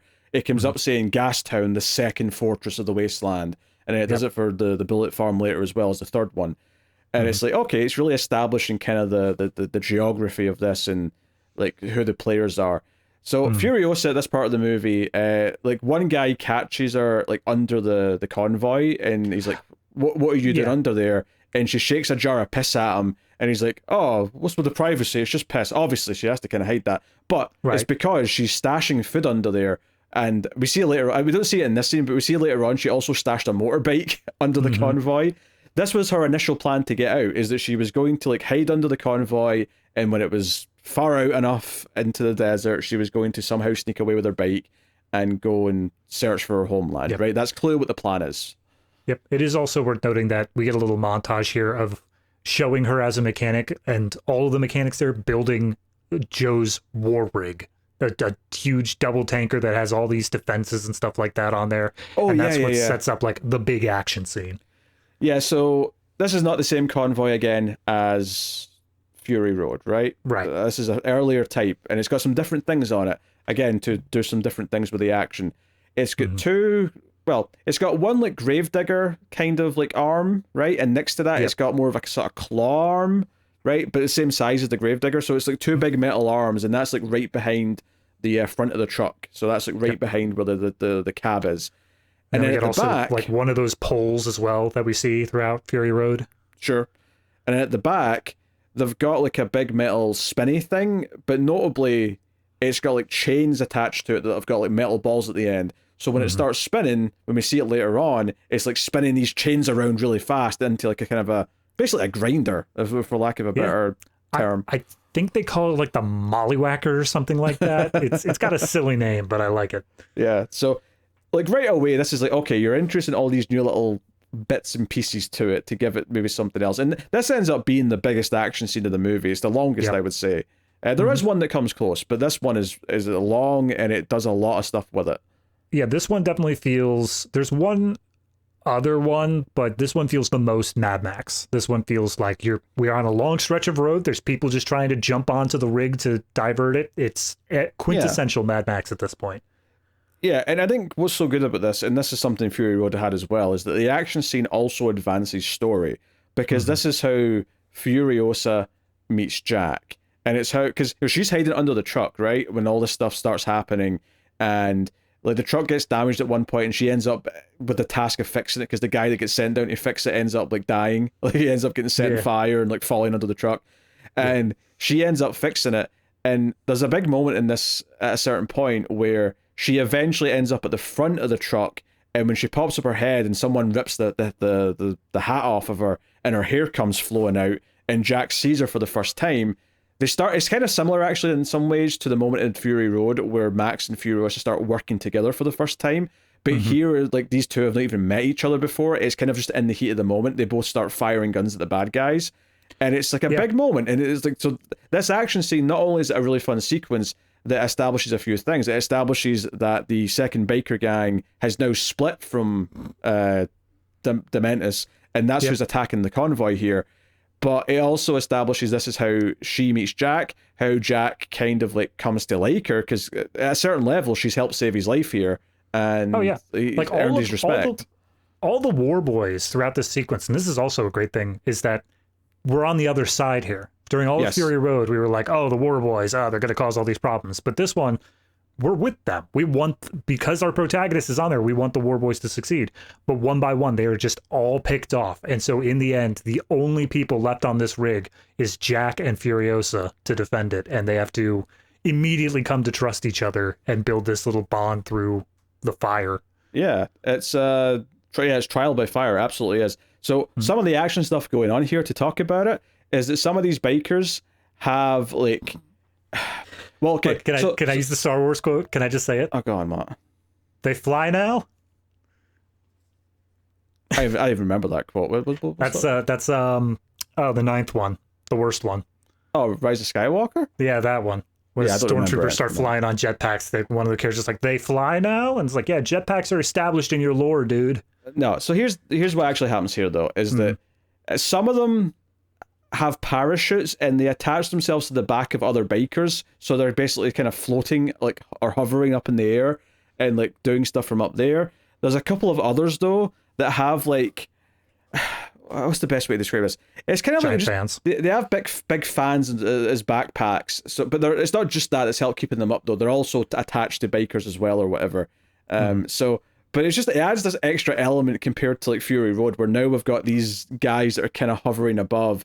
And one of the big set pieces towards the end of this big action sequence is turning on the thing at the back, which actually sucks in like the bigger like sort of flying contraption that one of them has, and the fabric of the parachute element gets kind of caught in the twirling of the big grinder thing at the back, and you end up getting this almost weird, like, it looks like, oh, I'm trying to think of a good like, it looks like, I'm trying to think, it's like, I've seen it in like, it's a type of fish, I want to say, like some sort of jellyfish or something, where it's kind of spinning around and you get all the, it's like four tentacles all sort of like flapping around. Yeah, I know what you're saying.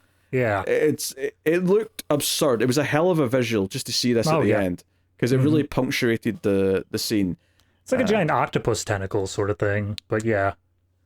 But yeah, this action set piece though is fantastic. It's like 10 solid minutes of action, and it all flows very nicely. Every part of it feels, because it really is a case of like the war boys sort of go one by one. Eventually there's one kind of sympathetic one who's a kid, who's kind of like hiding in the tank and keeps poking his head out, but we actually find out after the grinder bit that he's been shot and you know, he's dead. It's kind of a somber little moment. Well, yeah, because it plays the idea that he's the one in control of that thing, and Furiosa says, turn it on. And it looks like he just like ducks for cover instead of turning it on because they're firing at it. So then she has to swoop in and do the big heroic moment. But then you see, oh no, whoops, he got shot in the head instead. So it just plays it a little bit sad there. Yeah, it's wonderful stuff. Like, honestly, it'd be impossible to recount every good moment in this action scene. I'd have to watch it 2 more times to even begin to try and do that. Now, this is where we got like that string section, I think, for Brothers in Arms, yeah? Maybe there was a little bit over here, but where I noticed it was the bullet farm stuff later. The bullet farm, okay. It played there. That's fair. So, but Furiosa, when she gets back up to the cockpit, you know what I mean? Back up to the driver's cab. Yeah. And she holds the gun up to Jack and says, stop the car, or stop the truck. And he's like, no, maybe not. No, he just slams on the brakes and like forces her into the dashboard and then throws her out. And just like, there, I stopped, bye. But he just keeps driving until eventually, because she's basically left on her own in the desert for like a minute. But then after a little bit of time, Jack comes walking back. He's not brought the truck back. He just walks back on his own. And he's like, so where were you planning on going then? Like, you clearly have some place you want to go, and you're never going to survive out here. And he basically offers, like, hey, come be my apprentice, and I will teach you everything you need to know to survive out there. For whatever journey you want to make, if there's a real place you want to get to. Yep. He specifically says, like, no questions asked. I'm not going to ask you where you're going. I'm just going to help you. Yeah, which is a very important part. Yeah, because it feels like, okay, he's given her the one thing she needs to hear to maybe feel like this is something she can rely on. And... like says, hey, come and help me, and she even like gets to keep the gun. He's like, no, you keep that, like, you know, you'll need it.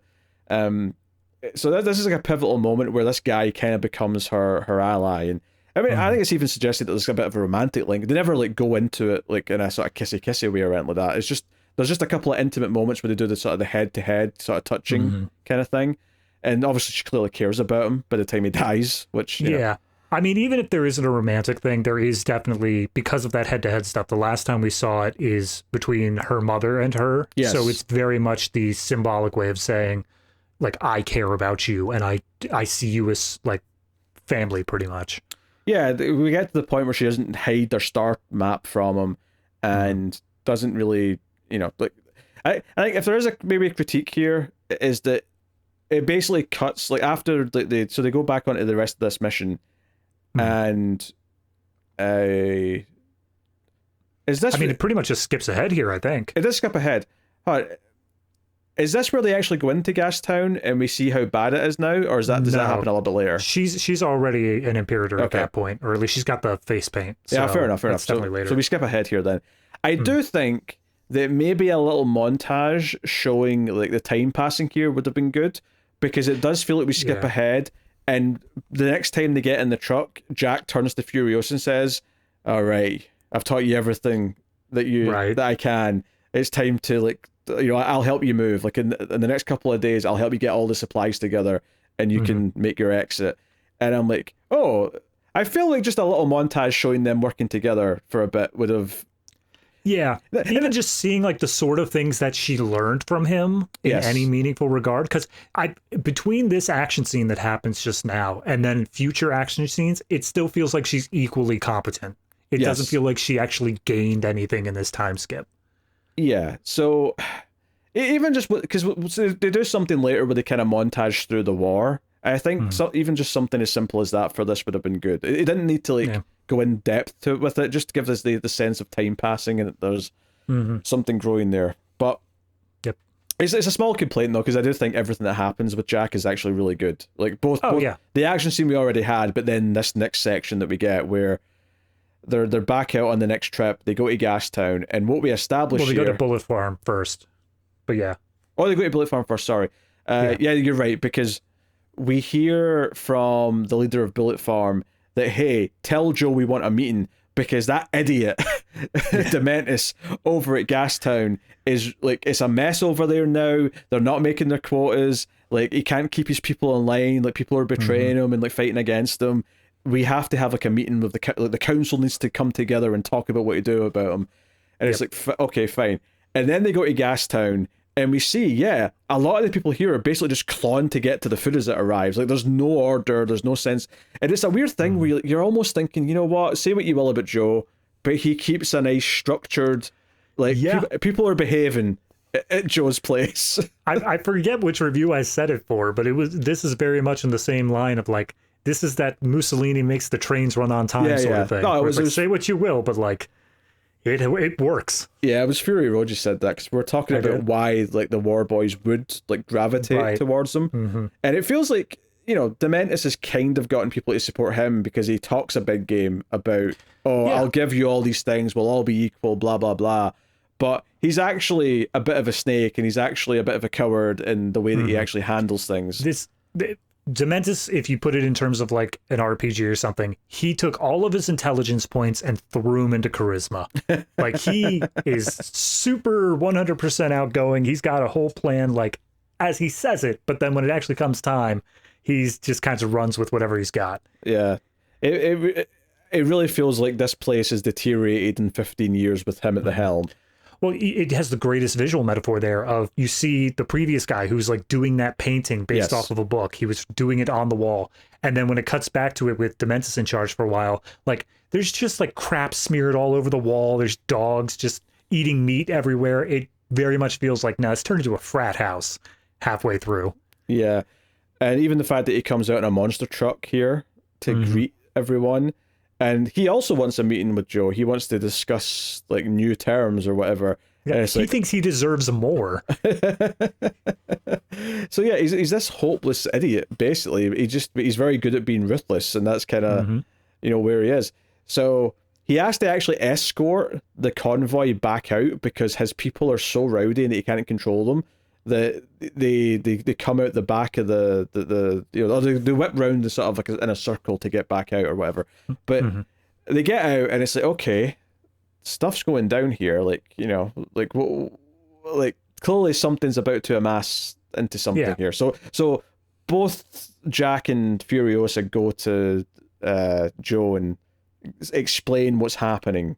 And it's implied during this sort of time, I don't know where exactly, but it's implied that, like, Jack's like, look, you know, stuff's going down, it's about to get real messy, I don't want to be a part of this either, how about I help you wherever you're going?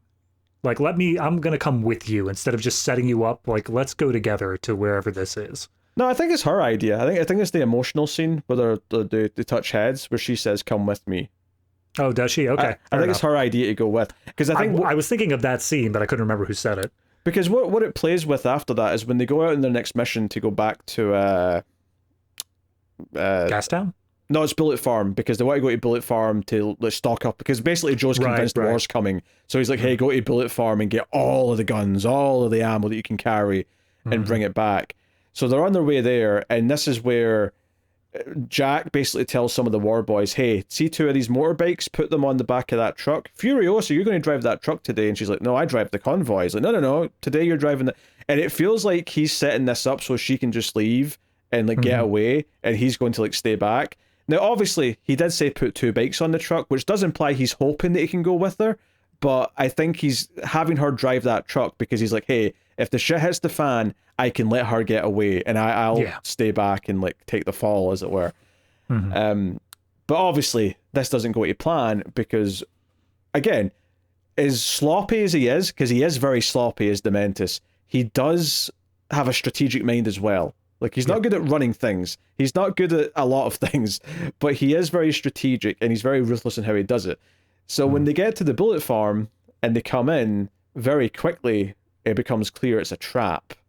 Because Furiosa is actually, her truck doesn't even get in. Her truck's still outside the gate, and it's a trap. Dementis is already here. He's taken over by force, and he's going to try and take the convoy now it's in the Bullet Farm territory. And Jack is basically dodging gunfire, but Furiosa, of course, gets her sniper rifle out, and we get a whole. This is the second biggest action set piece of the movie. That's right here. It is very CG heavy, admittedly, but it is a good sequence still. Yeah, I enjoyed the sequence as a whole. I think that if you view the whole thing as one sequence, I think that it kind of is a little bit too long, but there's a clear point where, like, it stops being this action sequence and then turns into a different one. But while we're at the bullet farm, I think that this is a great use of geography in the scene, because that's something that a lot of the Mad Max movies don't really play around with, because usually it's everything's in motion on a straight road and there isn't a lot of ways to, like, you can get the geography between the cars, but it's not so much playing with the location that much. This scene is one where, because the bullet farm is just a giant hole in the ground, you get this vibe of like, okay, she's at this point of the bullet farm, Jack's over at this side, here's where Dementis is, and you get this feel for it as it evolves out. Yeah, I think Jack at one point tries to indicate that she should just go, and she's like, hell with that. She gets a sniper rifle out, she sneaks it, because the gate's designed to keep out vehicles. A human can sneak through the holes in the gate. Oh, absolutely. She gets in, and like you say, the geography of this is really interesting, because it's kind of like a spiral road going down, right? So he's still driving the convoy to try and like hit them, to keep them like on their toes effectively, and he's driving around, but Dementis and some of his goons are up on a walkway. So Furiosa is sniping these people like as quickly as she can, and like literally, basically one of the guys gets sniped, and like they realize, oh shit, there's a sniper over in that direction. So they're all hiding behind like the central pillar of this big walkway, and Dementis is like, hey, you get a location on her, and this guy pops out and immediately gets shot, and he's like, okay, it's about that away then. And then his plan, because all of his people here get shot. He's the only one up in this walkway who survives. And he does so by grabbing a rocket launcher from one of the others, and he basically grabs one of his own men and uses him as a shield so that Furiosa shoots him when they pop out, and all he has to do is fire the rocket launcher in the time it takes her to reload. And sure enough, he fires the rocket launcher out. It's a really good little moment, actually, on its own. And this is even without paying attention to the convoy stuff going on, where he's, going around. Because I think he eventually, like, once he sees the rocket launcher thing go, he gets angry, and Jack drives it into the pillar holding up this walkway. So the whole thing starts coming down, and Hemsworth dangling off it and all that. Yeah, he also gets caught up in like a giant crane that manages to grab hold and like dangles the truck over the edge for a while. It's non-stop action this entire time. Yeah, I think Furiosa like throws a grappling hook or something over the edge to for me to grab onto. So it's a big set piece, and I was like shocked that he made it out of this scene. Obviously, he doesn't last too much longer, but I genuinely thought this is where Jack was going to die. This was going to be his demise that was going to motivate Furiosa's like final act to the story. Because it would be an exact echo of the mother thing, where she had the chance to leave, she started to go, and then she turned back around and didn't manage to do anything. But they both managed to make it out of the bullet farm relatively unscathed. Yeah, and basically the only reason why they're able to be followed as quickly as they are is because Dementis just says, screw that, we're not going to like deal with the like fixing the gate or whatever. He just rams his monster truck into it as much as he can. Although I do want to point out, I love the way he got down from the walkway that he was dangling from. Someone just put the big crane or the big excavator. Just up, and he just sort of like drops onto the top of the big shovel, and then it just lowers him down, and he just pops into his monster truck. I thought that was a neat little transition. I don't know if it was intentional or if it was just like a stupid little error they kept in, but when he knocks down the gate, obviously there's holes in the gate that the people can squeeze through. We see the monster truck go over, and then we see bikers behind him start to come through. My eyes were just immediately drawn to one on the far left, and he just fell into one of the holes and just fell over, and they just left it in. Yeah, I think that was probably an accident, but it just made it feel more real, so it's like, just leave it in, whatever.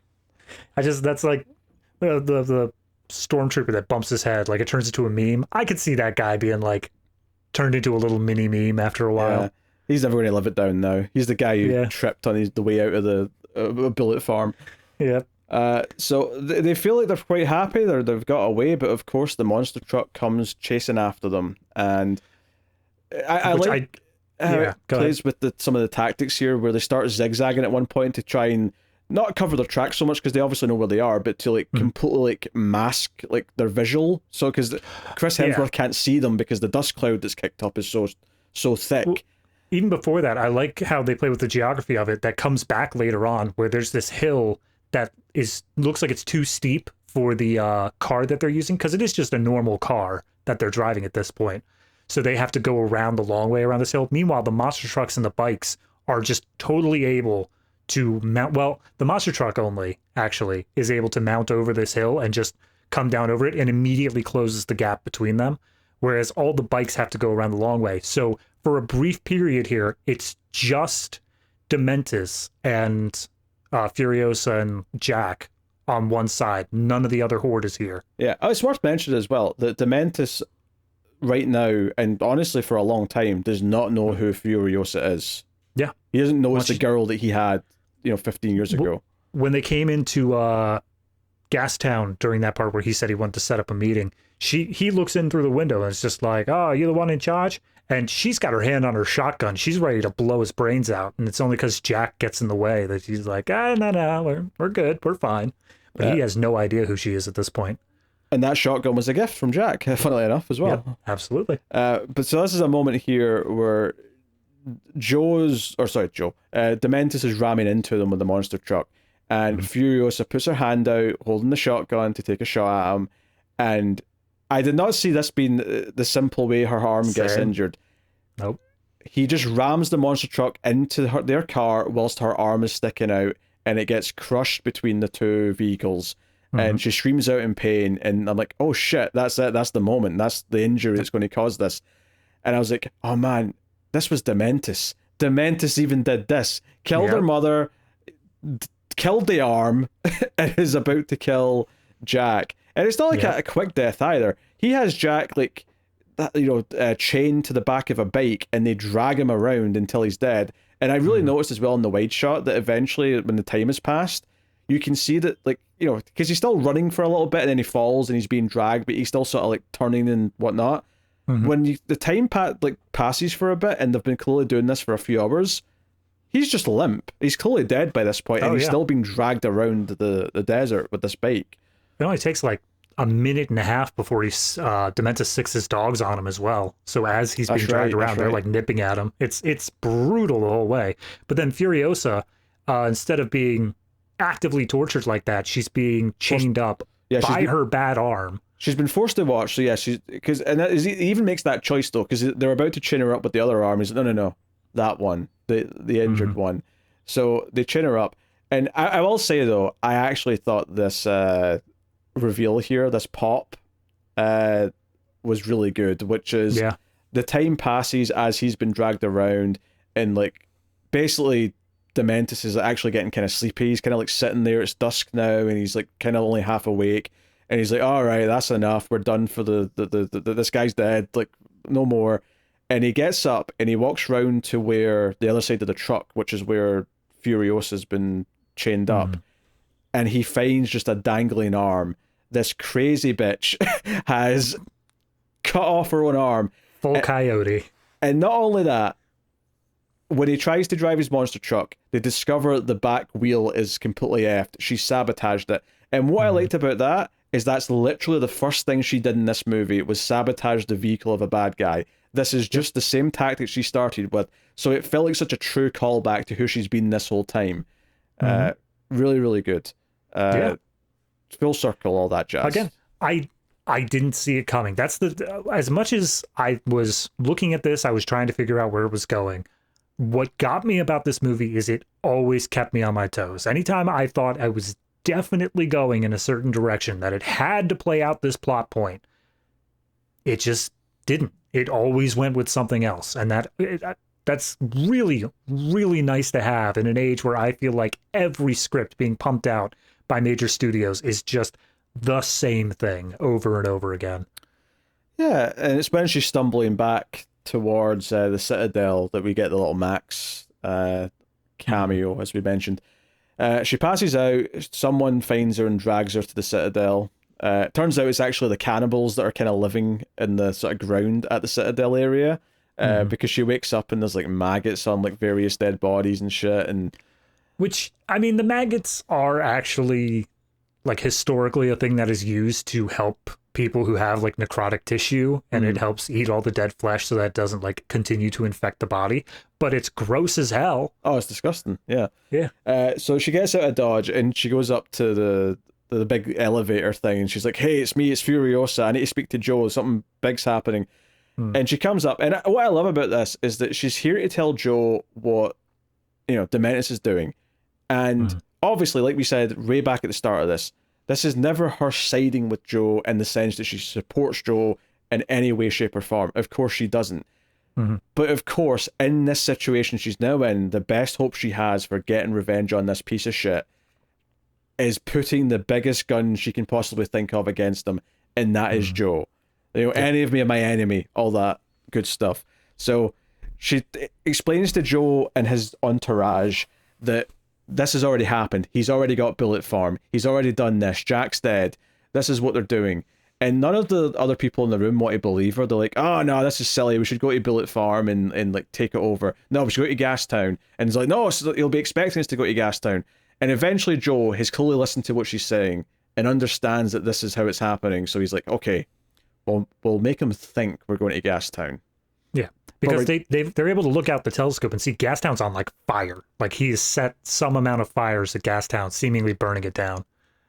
Well, yeah, but that's one of the points here is that they can't just, like, they have to handle this carefully, because if he destroys Gastown, that's their source of gas gone. They need that.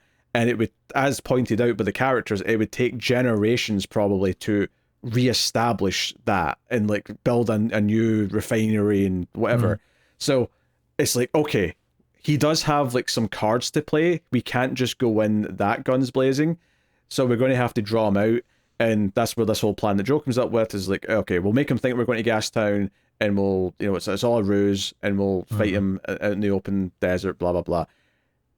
But notably, Furiosa, with her one remaining hand, as Joe walks past her, she grabs his arm. And this feels like a big deal because they really, you know, in Fury Road, they really sold how much everyone around here worships Joe, and like him even looking at you as an honor. And Furiosa doesn't give a shit. She just grabs his arm and says, when you get him, he's mine. Yeah.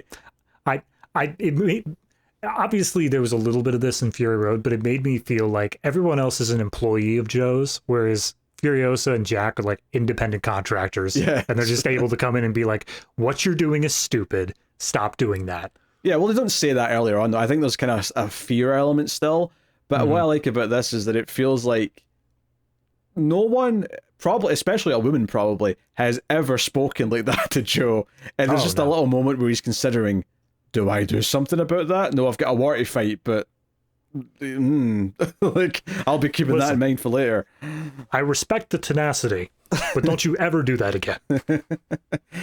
Oh dear. So this is actually an interesting thing where we see a little bit of the start of this plan play out, where they've got the decoy out there and whatnot, but for the most part though, once this starts, it's like we get the narration voice comes in, that was there at the start of the movie as well, and it's basically, oh yeah, there's all these wars. It lists all these wars from the past, and then says then one day there's the 40-day War of the Wasteland. So it tells us here in the narration, this war between Dementis and Joe lasts for 40 days, and we get like just a quick sort of montage of like, oh, it's like, no, this was their equivalent of a world war. Yeah, I love how the narration basically starts with like war never changes. So obviously this is going on for quite some, because for a moment before that narration kicked in, and it kind of implied that Furiosa was going to, like, you know, go and get her arm. She like basically rips it off like a robot thing or something, and yeah, it was like a wheelchair with like a bunch of stuff on it, and I maybe I just missed it. Was this used earlier on in the movie? I don't think so. I think the idea is this was like a grabber for someone who would be in the wheelchair kind of thing. Okay. It struck me as like a very specific thing that like belonged to a character that we already saw, and then she just ripped it off of there, but I don't remember it ever being used. I don't remember it either. Right. Maybe something got deleted, and they didn't feel the need to explain it, but she grabs this and she, you know, attaches it on. She ends up with the outfit that we basically know her for Fury Road. She cuts her hair, you know, she gets the look, right? Yep. And she goes to the mechanic, because the place is kind of empty right now, right? Because it's like, this is at the very tail end of the war, and seemingly she hasn't been out there that much. Well, yeah, that's what I was saying there, is that I was a little, because we see part of this process before the narration kicks in, And I was like, wait, she's doing all this on like the day that they're going out to fight, and she's going to be ready to go out there. And then the narration kicked in and said, oh, it's a 40-day fight. And I'm like, oh, okay, so this is like towards the end of the 40 days then. So that she's had time to heal a bit with her arm and like make the robot arm and all that. Like, I feel like if you told me she did all that in a day, I'd be like, I don't know about that, Chief. But 40 days, sure, that seems like enough time. Yeah, she'd heal up enough. So I like that, but I also like that. Like part of the whole plan though is that the reason why Dementus wants them to go to Gastown is that he wants them all to go to Gastown with their forces so he can come and take the Citadel. I love that because that's effectively what Max and Furiosa end up doing in Fury Road. Is they go back to the Citadel when all the forces are away from it. So it's almost a little like they didn't fall for it this time, but it ends up happening in Fury Road. Yeah, if anything, that's the sort of thing where, what is it? Furiosa in the movie, she realizes, like, wait a minute, hold on. This is a plan that didn't work before, but his forces are now all out of the Citadel. We could totally do Dementus' plan. Yeah. Let's go. So she goes to the mechanics area and is like, hey, I need a vehicle. And, like, the crazy mechanic guy's like, oh, I've got one. And he pulls off the tarp, but, like, there's, like, a wheel missing. And yep. She's like, well, it'll have to do. So we cut to a shot of her driving in this silly old car with one wheel missing. I saw a bit of trivia. I don't know this specifically, but apparently there was a Mad Max video game. Yes, and 2015. This character, the mechanic guy, is apparently a character that first debuted in that video game. Oh, really? Did they actually reference that? That's interesting. Yeah. So it's a tiny little carryover there for people who are really into the lore. Yeah, because in that video game, like the car combat was a big part of it, and you went back to this mechanic. I remember that being an element. I don't remember the character that well, but I remember. I mean, yeah, I don't know if it's the same guy, but it's at least supposed to be the same character according to trivia. Yeah, but I don't remember the character at all. Though is what I'm saying. Like he's not like all those details have faded. I just remember the mechanic of the video game being you go back to the mechanic to upgrade your car and fix it and whatnot. Gotcha. So. So she goes out, sees she basically she fixes up the wheel on Scrotus's or Erectus's car. No, it's Scrotus's. Was it Scrotus's? Okay. And they're like, yeah, fix up the car because we're going to go chase down Dementus. And then she just drives off the car herself, and they're like, huh? What'd she just do? I do like this scene though as she's driving out because she drives past just all of this wreckage and destruction. You see all these war boys just like going through all of the debris in the field, and you get this feeling that like they're out of cars. Like this is all of this wreckage here, they're just looking for any parts to be able to fix what little stuff they have, and that's why this entire time they're looking for the wheel that's going to fit on Scrotus's car, and it's only Furiosa's like weird little buggy that has the right size wheel, so it's able to get repaired. Yeah, and then she steals that car and goes hunting for Dementus, who is basically on the run at this point. Yeah. The horde is gone. You're down to like 5 people, including his like lieutenant, his lackey, and then the people that we saw join earlier on. Because she's chasing them down, and she like starts like sniping, and gets a couple of the lackeys, and he's like, "Oh no, like they're after me. This is they all want me." So he comes up with a little plan where he's like, hey, someone switch with me. You take the little carriage with the 3 bikes. And we'll pretend that you're still me. So she'll chase you instead. And it works for a little bit. She chases him down, right? The guy in the carriage. Yep. And like kills him. And she's like, oh wait, that's not him. And it's like, okay, there was 2 other guys and they went in opposite directions. So she gets her sniper rifle out and she looks at one, she looks at the other. And it's just lucky enough that one of them runs into like one of the other gangs. I think it was the modifiers again. Yeah. It was the people out of the cliffs. And the modifiers like grab him, and she can see through the scope that it's not Dementus. So the one guy that's went the other way must be him. So now it becomes her chasing him down. And it's interesting because like obviously we get all these big action set pieces in the middle with her meeting Jack and that first initial trip to Gastown, and the big one in the bullet farm. Is really good. It's nice that both big action sequences both kind of correspond to those 2 locations to make them feel that they're both important. But it's interesting that we ignore the war because the war's not what the movie's about. That's going in the background. That's what they've set up. But it's a Furiosa story, so it's about her getting to the guy she's hunting for revenge. Right. And sure enough, she basically initially gets to him, Like he manages to like camp basically. He thinks he's away from her and he goes to camp, but when he wakes up, his like water pouch has been slashed and he's like, oh no, whoever it is here. And she's like standing with his like cape on. She's like taking his like cape and hood, and she's got her own stuff on. She's sort of like standing up on the dune, looking down at him. His gun isn't working. Maybe she took the ammo out of it herself. Yeah, she took all of his ammo, cut his water pouch, and took the tire off his bike as well. So he's just stuck here. There's nowhere else to go.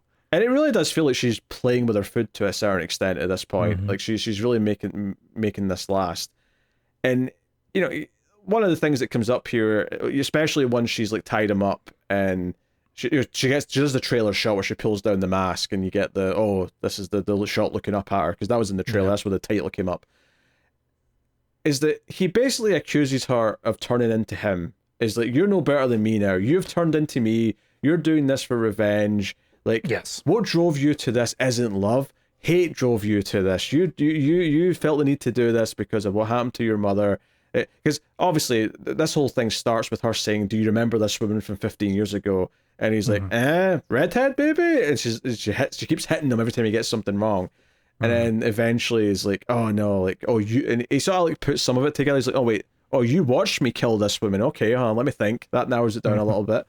It kind of keeps going down the chain. But yeah, I really enjoy this because she's beating him, and she throughout the scene beats him more and more mercilessly, but like it's not doing anything. There's no point where like he just like, you know, is starting to break because he keeps on getting punched in the face over and over again. Like he's just keeping up this demeanor of completely insane the whole time. Bizarrely, it's almost a little Joker-esque. Not so much that he acts like the Joker, but more this idea that he's never going to like get scared or like break down or like give her the satisfaction of him like suffering. He's just going to keep laughing it off. Plead. Yeah, right. He's just going to laugh it off. He's just going to like like. In fact, the narration comes in towards the end of this and says, "Oh, she took his ability to speak." So I don't know what that means, other than maybe she kicked him hard in the neck to crush his windpipe. I would assume cut out his tongue. Oh, yeah, okay, you could cut his tongue. Yeah, that's fair. And it does this thing where this kind of like plays in, and this is where the narration really reminded me of the narration from the end of some of the other ones, where the narration came in and said, oh, like some people like think that she just shot him in the head that day and they're really disappointed by it. Others think he got a more fitting ending where he was dragged on the bike just like Jack was. Yep. Right? But some think that he was killed the same way as the mother, of being like strung up and set on fire. But Furiosa told me herself what she actually did to him, and we find out that she basically planted the seed like in him, and he's still technically been kept alive as this tree's grown out of him. And this is what shows another 15 years have passed, because this tree's like, it's not huge yet, but it's there's fruit. Fruit has blossomed. And this is kind of this is really the ending of your story. There's just like a little sort of tag on top of this to like, show the next part that ties into the Fury Road, which notably, like I really thought they might have got Charlize Theron for like a quick scene here, but they didn't. And it's interesting because we get a scene where she takes like one of the fruit from the tree and she goes to the wives, and it's clearly meant to be the wives from Fury Road, because you see like a sort of short-haired woman that's meant to be Zoe Kravitz and so on, but they're all in kind of silhouette, so you can't really see them clearly. And I'm like, okay, you couldn't get all the actors maybe, but you're doing it this way. It would have been interesting to me to just have this be those actors, since it would have worked. But I can kind of see the argument for like, okay, even though logically, because this is meant to be right before the start of Fury Road, if I arguably even a little bit after the start, because the first time we see Furiosa in a Fury Road, that's already after all that Max prologue stuff, so arguably that stuff's already happened by the time this scene's playing out. But the movie ends with them sneaking to the convoy and like going into the hatch at the bottom, and then that's where it cuts to the credits. It's like, okay, this is literally building up to where she started in that story. It took her time to like get to the point where she felt like she could do this and she could take these girls and escape. And it is a neat connection to Fury Road, because it's like, okay, there's nothing in between. You're not getting Furiosa 2 that tells, I mean, there could be a Furiosa 2 after Fury Road, I suppose, if you really wanted to, but there's Furiosa nothing... 2, the 40 Days War. But there's nothing in here that is left, like, her story is tied at both ends here, which is good. I mean, I think it's an okay way to end it. I think... I don't know if I needed like a direct, like this is literally the moment before the start of her thing in Fury Road. That maybe was a bit too on the nose, but that said though, like her going to the wives and being like, okay, this is us, it's time to go, would have been enough, I think. Yeah, I think having her re-interact with the wives again, obviously it's going to be a whole new batch. I think that would have been fine. Actually showing like the loading up inside of the convoy seems like just that extra step too far. It's just that tiny little bit that links it a bit too close together. It's the part that feels a bit too prequel-y. Yeah, where it's just like, remember they were in the convoy? It's like, oh yeah, but like like you said, I remembered that. I can just imply that happened somewhere in the middle, especially because you did that whole setup bit before of showing Furiosa trying to escape, where she did store stuff inside the convoy for herself. Like you already did that. You already set that up. I think able to move on there. What I might have liked here, perhaps instead of this, I mean, I think the scenes are all right as they are, but like, I would have maybe, instead of like it being the morning of her taking these ladies out, like, we already showed that she was with these ladies, well, the previous ladies anyway, that were there at the time when she was a kid. And we saw that they took care of her. They were nice to her in the brief interactions we saw. And technically for one day or maybe a little while, depending if there's a time jump or not, she was going to be one of them. So she's got the motivation to want to help them, right? These are the truly innocent people here who deserve to be saved. That's all cool. That makes sense. I think ending the story with her re-interacting with the wives that are there at the time, whether it's here or closer to Fury Road, makes sense to me. But maybe something a bit simpler where she, like, you know, basically makes her way back to the Citadel, and maybe the final shot of the movie could be her looking over at that vault door. Maybe it's open for a minute because Joe's going in or something, and she just sees the women being there, and we just sort of realize this is the gestation of the idea of like, oh, when I eventually somehow make a break for it, I should take them as well. They deserve to go as well. And because I think that's the thing, like, when I was talking earlier on about how arguably a thematic reason for Max not either helping knowingly or otherwise in a thematic sense is that she doesn't deserve it because this is about revenge. In Fury Road, it's not about revenge. She's doing something genuinely good. She's trying to save people, and it's more noble and it's worthy of the help that she'll get from anyone. And you know, I think that could sort of like give you that neat sort of tie to the next movie where it's like, okay, she's had her revenge, and this is not just about saving these other women, but it's about proving to herself that she's better than Dementis, that she's not just him. Right. And I guess that goes back to the point I was trying to make way back before the spoiler section, and that is, with that final Dementis scene, the idea as to whether or not she is like him, whether or not her hate has completely outweighed her hope or her love or anything like that, I think that does make it its own story that can stand independently of Fury Road. I think that her character arc in Fury Road is this idea of, you know, she did that stuff in the past, so be it, but she's trying to do better. She's trying to like free these people. She's trying to get these wives out and give them the things that she never had. That story is able to stand on its own, even without knowing her backstory beforehand.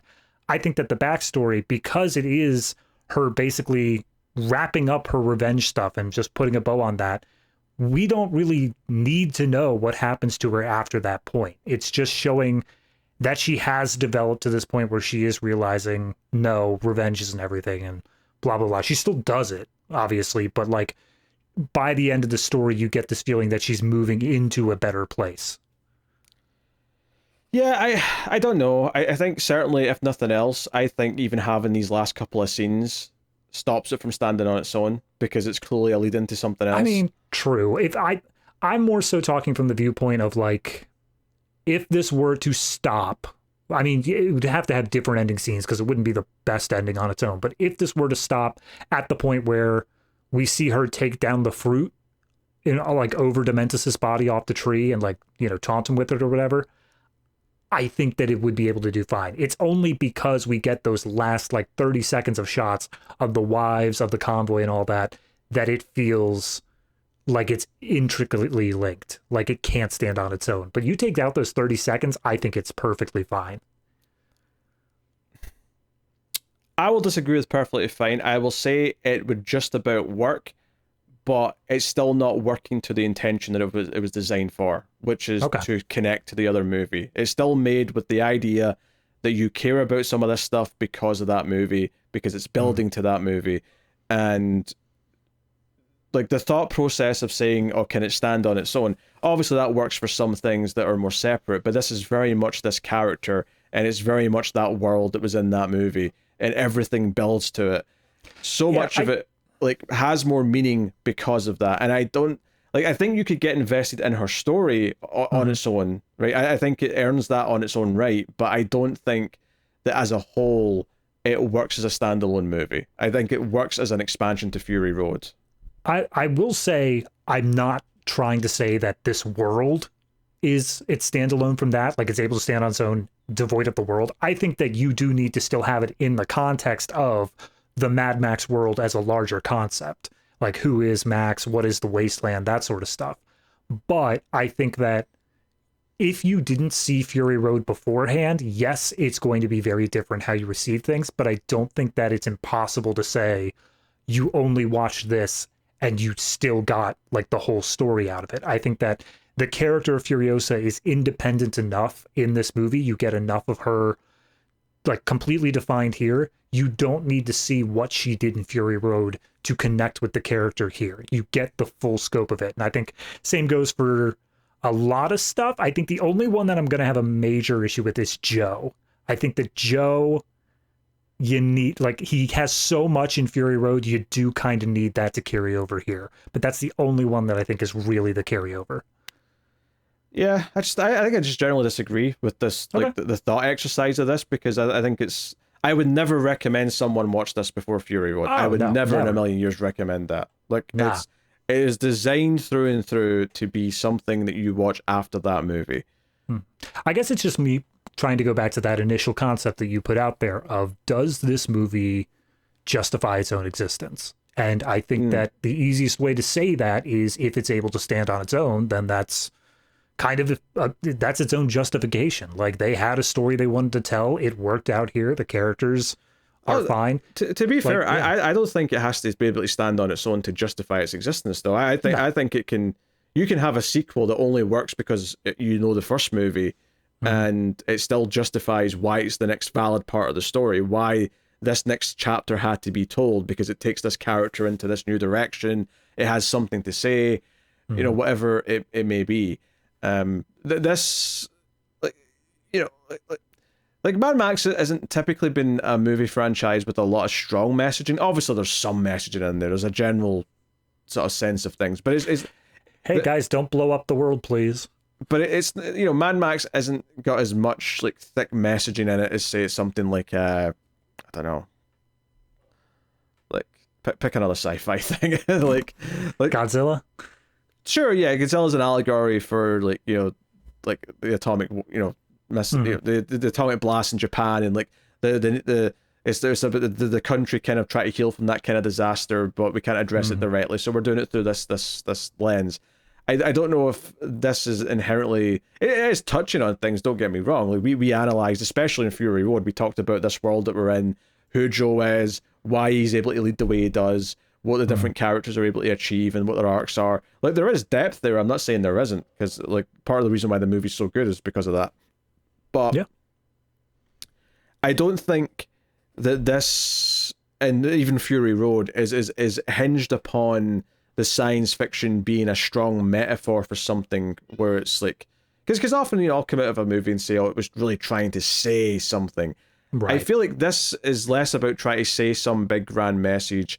And you can, I'm not saying there isn't anything. Like, obviously there's some stuff in here about revenge, there's some stuff here about like, you know, attachment and dealing with loss and stuff like that. But I think if I could just point to one thing, I think that this movie feels a lot less like it's leaning on the sci-fi of futuristic dystopian wasteland, and it's leaning more on the Western elements.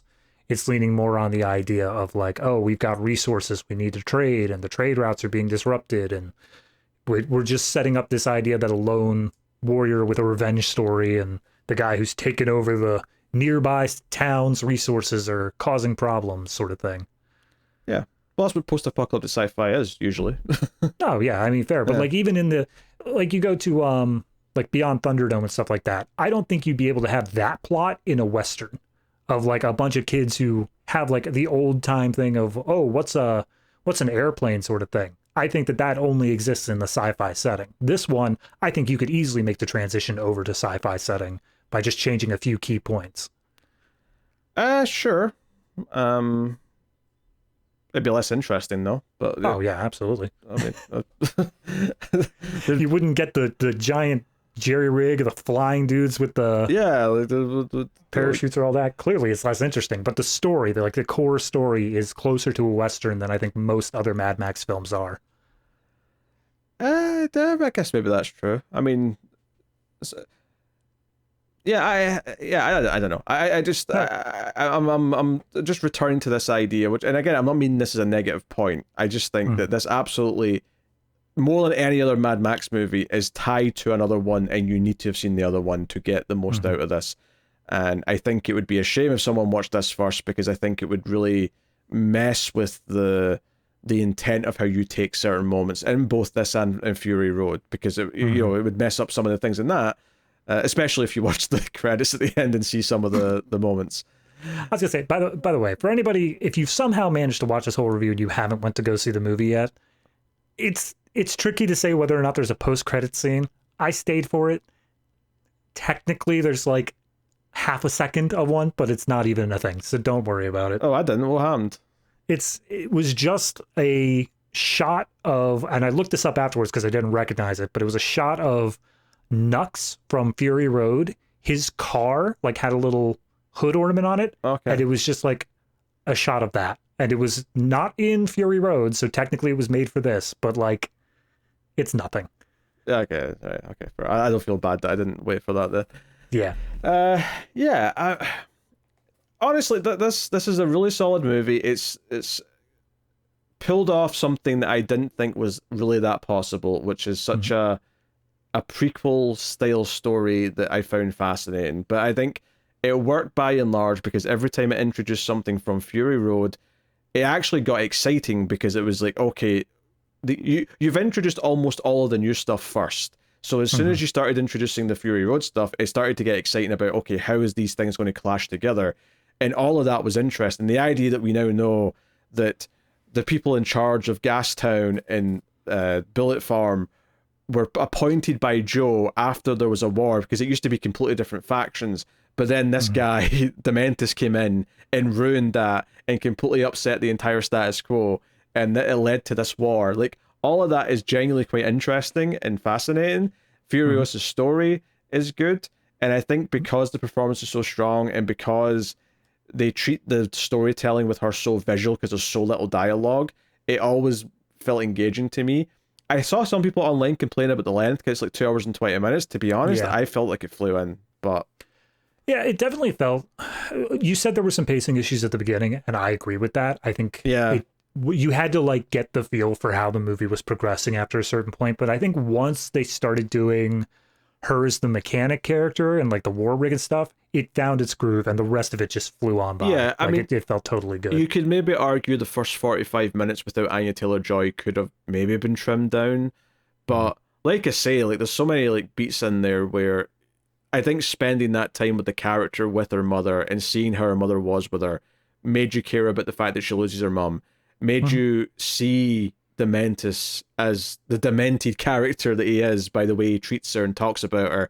And then the excitement of him going up against Joe, like that build, like really set a lot, like it built a lot of excitement for what the rest of the movie was going to be. So then when you jump ahead to adult Furiosa and we get just this, very Fury Road style sequence of this big action set piece, and it's like, okay, the movie's just like, it's hit its stride, and we're just like, from that point on, I was just super into everything. Yeah. I think the only scene that I would not cut wholesale, but definitely trim most of it out is the quartering of the guy, like taking the bikes and like getting his members of the gang in. Sure. Because ultimately, not a lot of that mattered. It did a little bit of character development for Dementis, but ultimately, it was just like here we're introducing this character on the bike, where Elsa Pataki in a different role, and then she like showed up for 3 more shots, and that's it. Yeah, no, you're right. I think that you maybe didn't need that. I mean, obviously it shows how brutal it can be, but that kind of comes up in other ways later on. So maybe you could argue you didn't really need that as much. Like I say, maybe trimming down that first like 40 minutes could have been done, and maybe would have been a wise choice to speed it up. But at the same time, I'm like, you know, by the time we got to the later stuff, it felt like we really, you know, because I think there was a concern when the movie started and we saw the young kid version of Furiosa. I thought, okay, we'll have her for 5 minutes, we'll get a quick prologue, and it'll jump straight to Anya Taylor-Joy, because she's the star, she's the one we want to get to, because we have to have the big name actress front and center. And honestly, I think it's quite ballsy that they waited like 45 minutes before she's even on camera. That is actually a really ballsy move.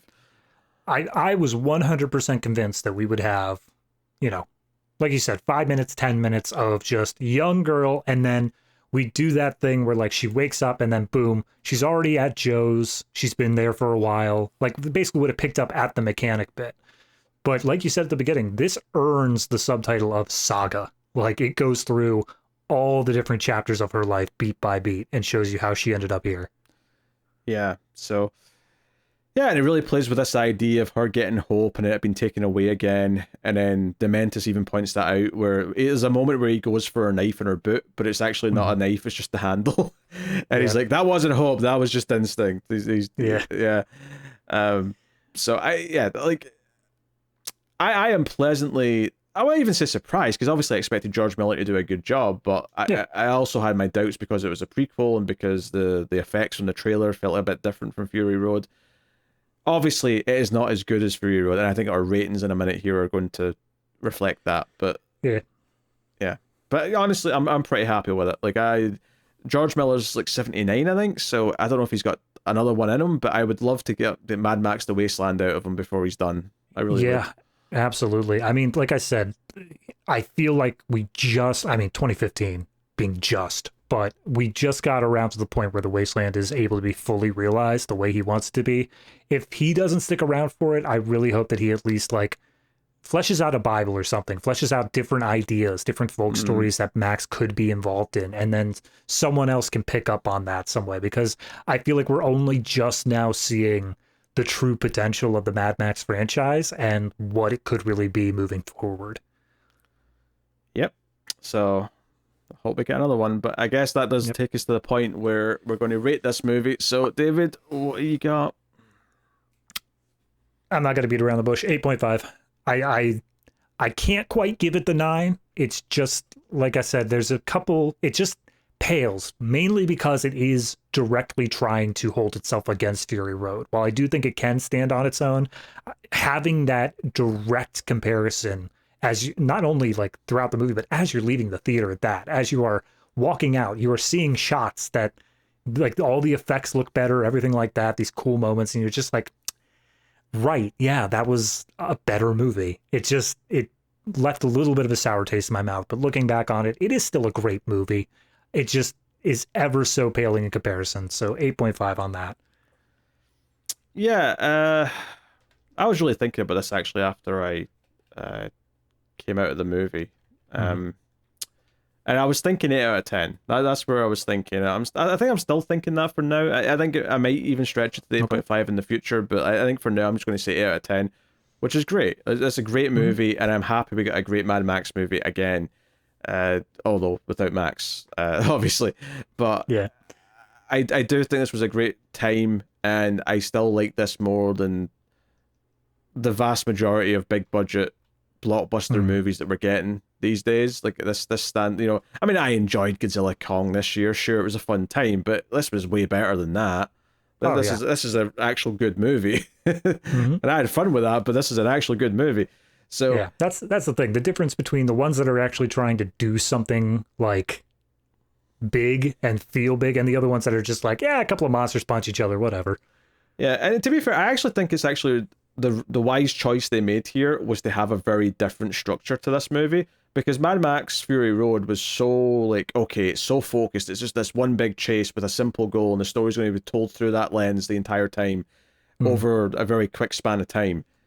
This has the chapters, it has the time skips, it is a saga, it's an odyssey, and I think that was a conscious choice to make it feel different. For all the things that are going to connect to Fury Road, this structurally feels like a very different story being told, and I think that was probably wise, because it does probably ease up the comparisons a little bit. Because, okay, you're aiming for something different, we can judge it as how well it accomplishes that versus just... Because, I mean, I didn't want them to do just one big chase again, because it would just feel like they're rehashing Fury Road. And so I think that's a really good choice. So, yeah, 8 out of 10 for me, but with the prospect to grow in the future. But I do think it's better than 1 and 3, for sure. I think Road Warrior is probably better than this, but Fury Road's the best one. But it says something, though, that these last 2 new entries in the last decade have both, like, really fleshed out this franchise to the point now where I think more of it's great than isn't now. When, you know, back in the day when it was just the 3 of them, I'd never seen 3 admittedly back then, but when it was just the 3 of them, it was like, oh, Road Warrior is really good. And I do actually respect 1 a lot more, having watched it again for the show and like talking about it and like thinking about like what it does achieve. But it's definitely a weaker movie and it's kind of the rough draft of what was to come. Yeah. So absolutely. Anyway, that is Furiosa. We had a great time. I'm happy for it. It's a shame that it's underperforming a little bit. Hopefully it has maybe good legs as the word of mouth spreads. I am more than happy to sell the good news of this, but I swear to God, if Garfield beats out this movie this weekend, I'm going to have words with the entirety of the movie-going audience. Yeah. I mean, to be fair, a lot of movies underperforming this year. It just seems to be the story with a lot of the things coming out. Yeah, I'm okay with it underperforming in a general sense. It's only comparison-wise. Like, Garfield came out the same day, and if it's going to do... If I get Chris Pratt talking cat movie doing better than this, I'm just done for a while, you know?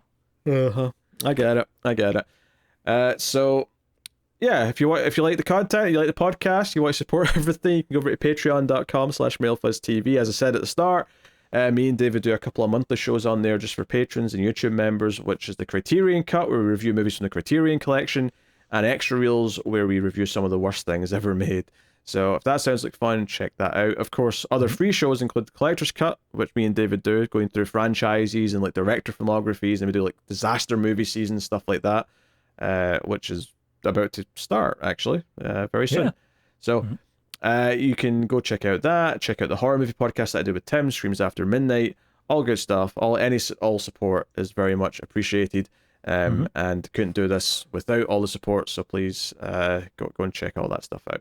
But before we wrap up, David does do a homework movie on the Ace. Yes, we've already went almost 2.5 hours, so please make it brief. What, I will keep it very brief. What movie did you watch, David? Well, you, when I went to the theater, first one I got was Alien Romulus as a trailer. Oh. And you reminded me that I'm not technically done with the Alien franchise yet, because I haven't done the AVP movies. So you told me I had to do Predator 2 before I got to AVP. So I went ahead and did Predator 2. And in order to keep it very brief, I liked it. I do think that it took a lot of the tropes from the first movie and played them a little bit worse, if that makes sense. Sure. Very much one-dimensional characters compared to the little bit more fleshed out we got in the last movie. A lot of the suspense was missing, and it was a lot more of just constant action. We always knew where the Predator was for the most part in this movie, so it just kind of robbed that a little bit. But it was fun. I had fun throughout it. It was just a lot cheaper, it felt like to me. It's not as well directed, I think that's fair to say. I love Predator 2 though. Gary Busey, Bill Paxton, Danny Glover, always sweating in the future of 1997 LA heat. I love how... When did that come out? It's not coming out for a couple... No, our review is not coming out for a couple of weeks, but LA Volcano was also 1997. So we've had a lot of LA recently on filming dates, so it's a bit weird to see it all in the same year as well. Yeah. Oh, to be fair, Predator 2 was not released in 97. It was set in the future of 1997. There's a little bit of a difference, but... Which I was hoping we'd see the skyline, and there was the mountain right there. Yeah. You can see it. But also, yeah, no. Oh, go ahead. Just one of the best lines in cinema history is, "Don't worry, ma'am, I'm a cop," and she says, "I don't think he gives a shit." I did chuckle at that. That was a solid one.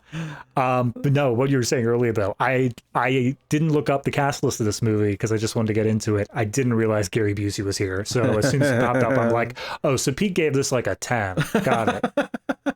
Understood. I mean, I don't know if you listened to our review. I did not have time. Yeah. I told a story on there. There's a great interview clip out there of Gary Busey on the set of this movie, and they're doing like, the puff interviews where they're just interviewing the actors on set, and he is asked, I think either he's asked what it's about or he's asked something else, but I think he's just asked what the plot of the movie is, and the answer he gives is the most insane Gary Busey batshit nonsense ever.